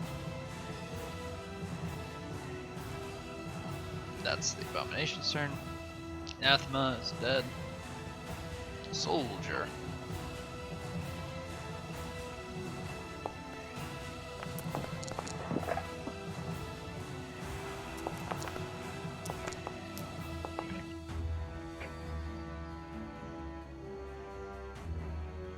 This guy cuts up this abomination a little bit and then runs back. He seems very injured. They're holding the doorway. Onto Mind Whisper dead. Hildy is going to. I'm gonna say step.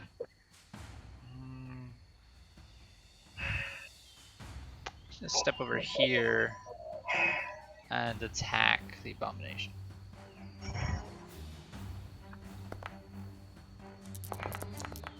Crunch.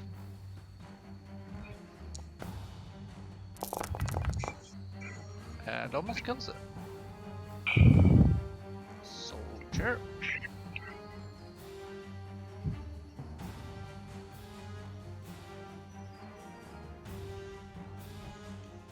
Swinging at this guy. This Mind Whisperer is going to shoot barrel. Rude.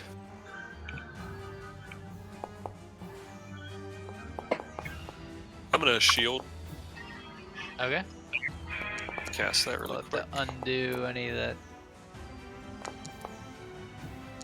Okay. I'm pretty sure all of those are undone. Because your AC will be higher than 19. Correct.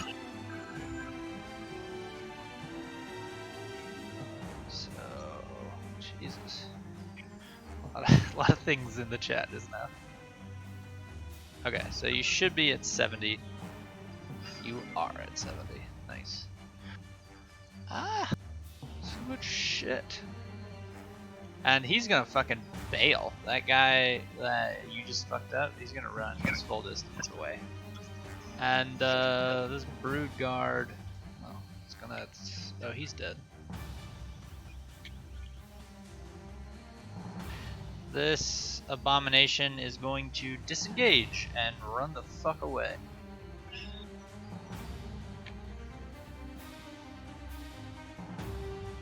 This abomination is going to run away.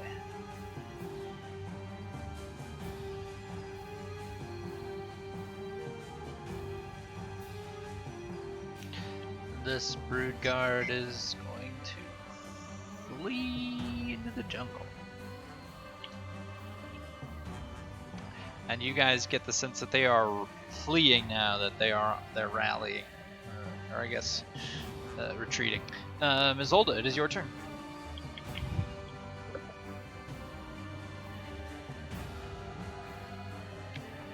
Alright, if she gets the sense that they are running away, she is going to move her spiritual weapon 20 feet towards her, which I can't do. It's not showing on my screen for some reason.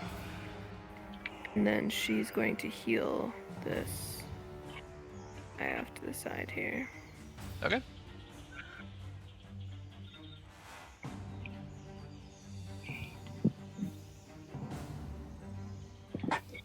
Awesome. And for all intents and purposes, unless you guys want to play out the rest of the round, I know we've been basically fighting non-stop since the beginning. They're just going to run away, and you can get sort of like parting shots if you'd like. This bodyguard. Yeah. I want to cone of cold the two guys in front of me.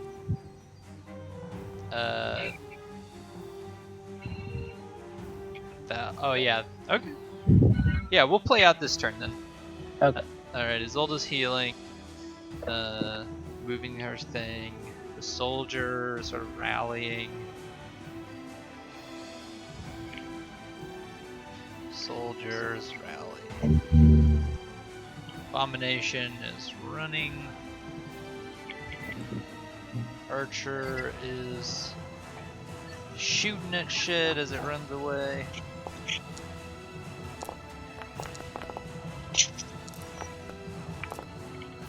Yeah, isn't it? Atticus is up.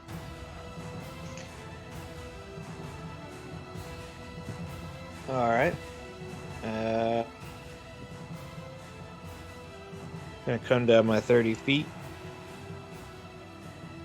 Oh, yeah.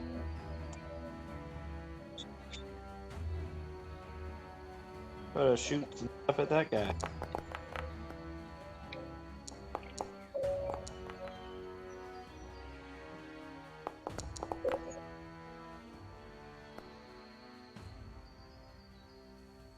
Yeah, you zap the abomination in front of Terran. And unless I'm mistaken, I can't see any others. Not from where you're sitting now. Okay, well, that's it for me. Okay. This abomination is dead. This soldier is doing nothing, nothing, nothing.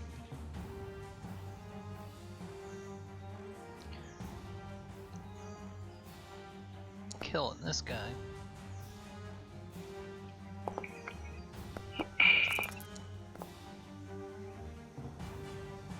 Taryn, it is your turn. Alright, I'm gonna cast Cone of Cold right there.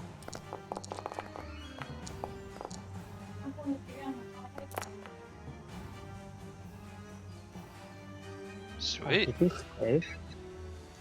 He did save his advantage. He got 23. Or 22.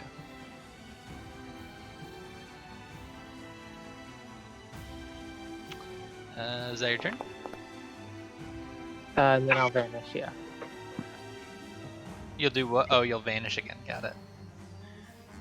Broodguard starts his turn in the crazy shit and dies instantly. Oh yeah, I should have. Did you concentrate on that? Did you hold it? I think I did. Actually, no. This guy's not attacking. He's just running. He'll take an attack of opportunity to run. Soldier is dead. Bosner, it is your turn. Awesome. Let's see. There's not a lot around me, is there? I guess I'll. Oops. It should be this guy. I'm gonna come down. Move down. There we go. I'm stuck behind a wall. Okay, cool. Yeah. Alright. I'm going to smash this guy. Oh, that guy's dead. Oh, he's dead. Okay. Yeah, let's sorry. see. He started in that aura. Nice. Cool. Basically, all the rest of them are on the run. Yeah. Gotcha. Alright. I'm gonna then move over a little bit. And then, I don't know, hit this guy with some rocks. Shit, yeah.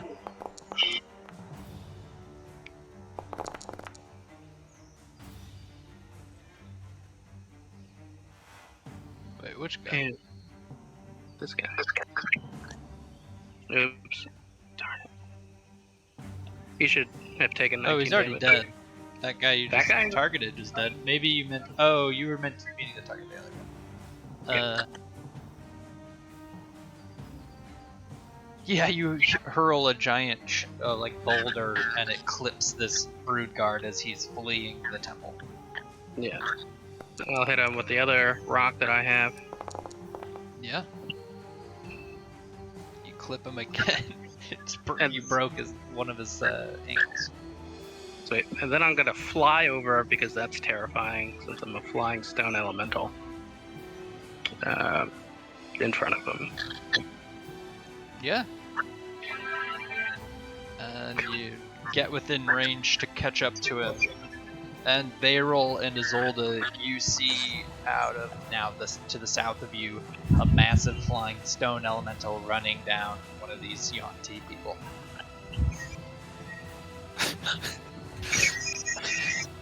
And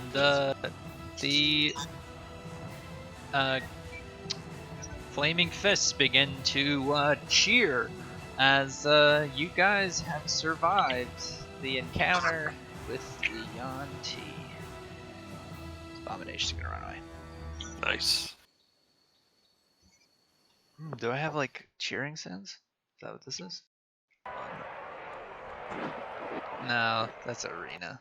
Never mind. Dang it. I thought I had something good there.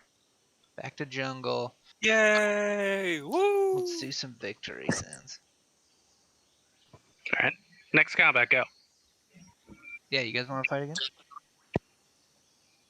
Now it's time for the second wave, I think. Yes, that was just the first 6 rounds. The 7th round is when it gets interesting. I just walk through and look at the carnage and like congratulate the survivors. Stepping over corpses and such. Yeah, the Hildy like stands over top the anathema and just like with her massive maul begins just like splatting one head after another.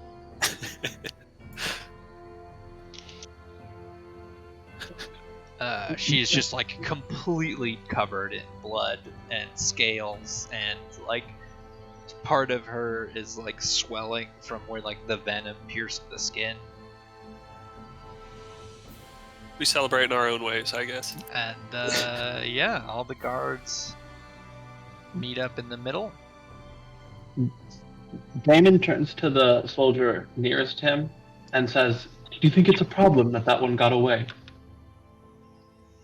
And he looks at you and goes, "Nah, I reckon a lot of them get away. It's just more to fight tomorrow." And that guy, his name was Gus.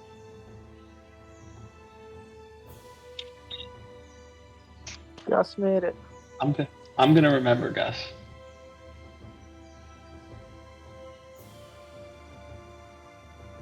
You might already remember him. You guys read his journal. What? Was he the one who confirmed the authenticity of the journal when Hilda looked at it for the first time? No, that was a different guy. Got you. Gus was the guy that talked Bosner's ear off about snake people. To find an artificer who can give his head paradox-absorbing crumple zones. And I'm going to say you guys sort of follow to the center where everybody's kind of gathering. And Hildegard like holds up her bloody mace, and you guys all witness as the flaming fist sort of cheer, and her mace or her maul erupts in flame on command. And yeah, that is your battle with the Yuan-Ti.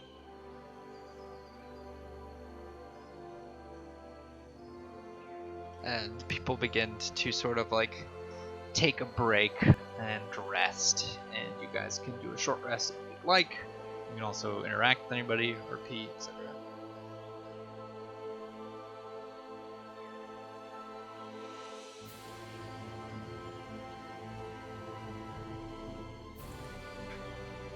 Be right back.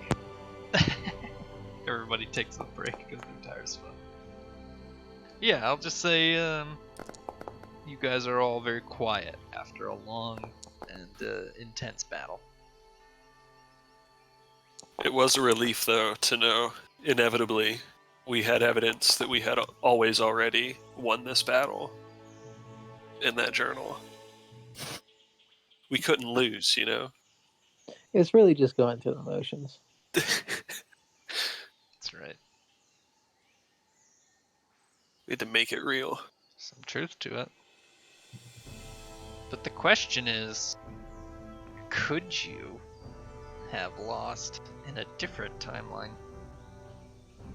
Would that have legitimately changed up, like, any of the structure of what you had planned? Like, timeline rips versus, like, staying the same?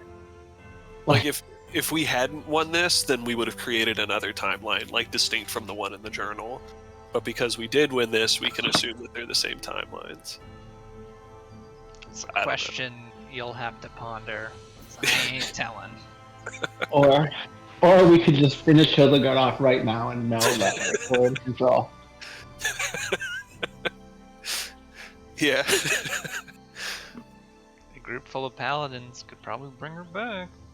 I cast Finger of Death. No, I used it already. Yeah, I mean, I suppose if you all turned on the Flaming Fist right now, though I imagine Atticus would probably side with them.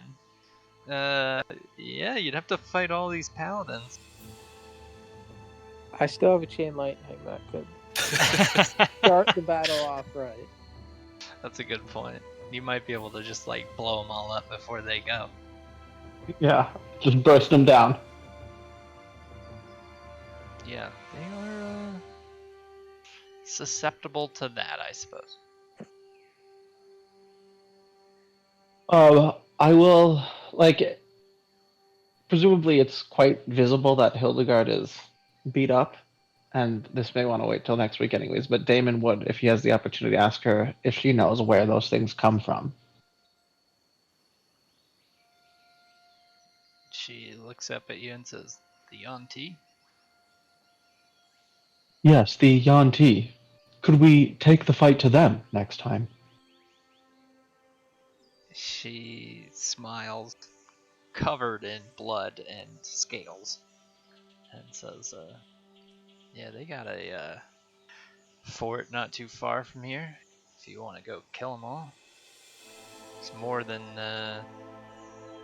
hit us today, though.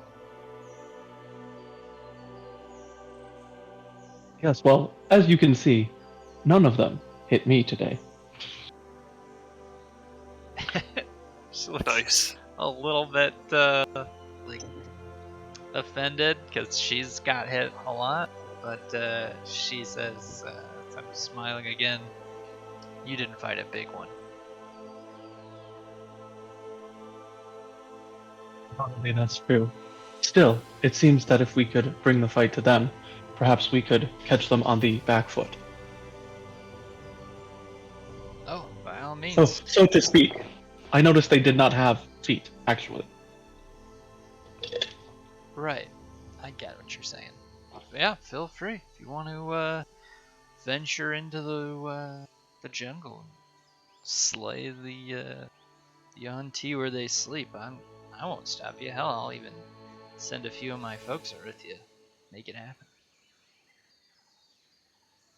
There's more than Yuan-Ti that lurks in these jungles, though, and we got more problems than just them.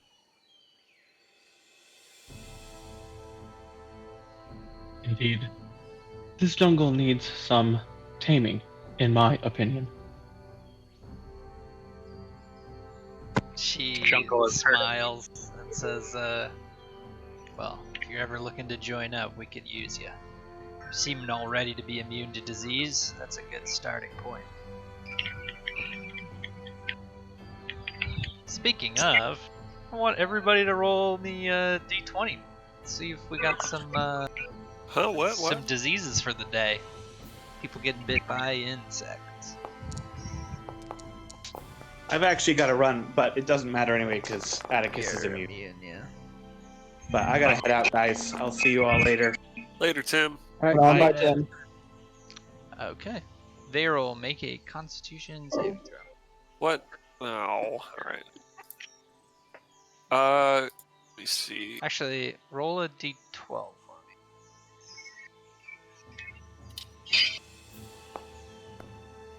Okay, 7.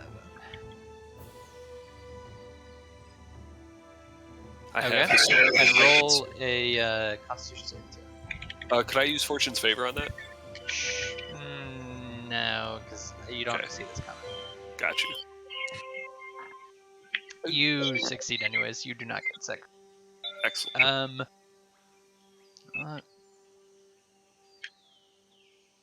So who else? Taryn, roll a D12 for me.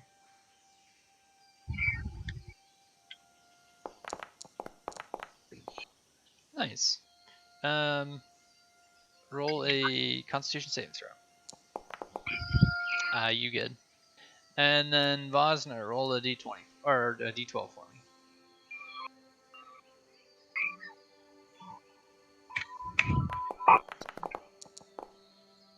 Ooh. Roll a Constitution saving throw. Okay.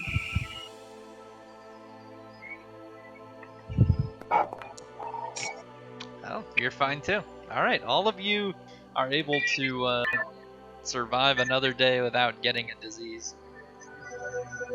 Way to go. Okay, so I think with Tim going, and then we're getting pretty late here. This is as good enough place to call it. We'll pick up next time with your interaction with Hildy, whatever you want to say, and then we'll begin the next leg of the journey towards the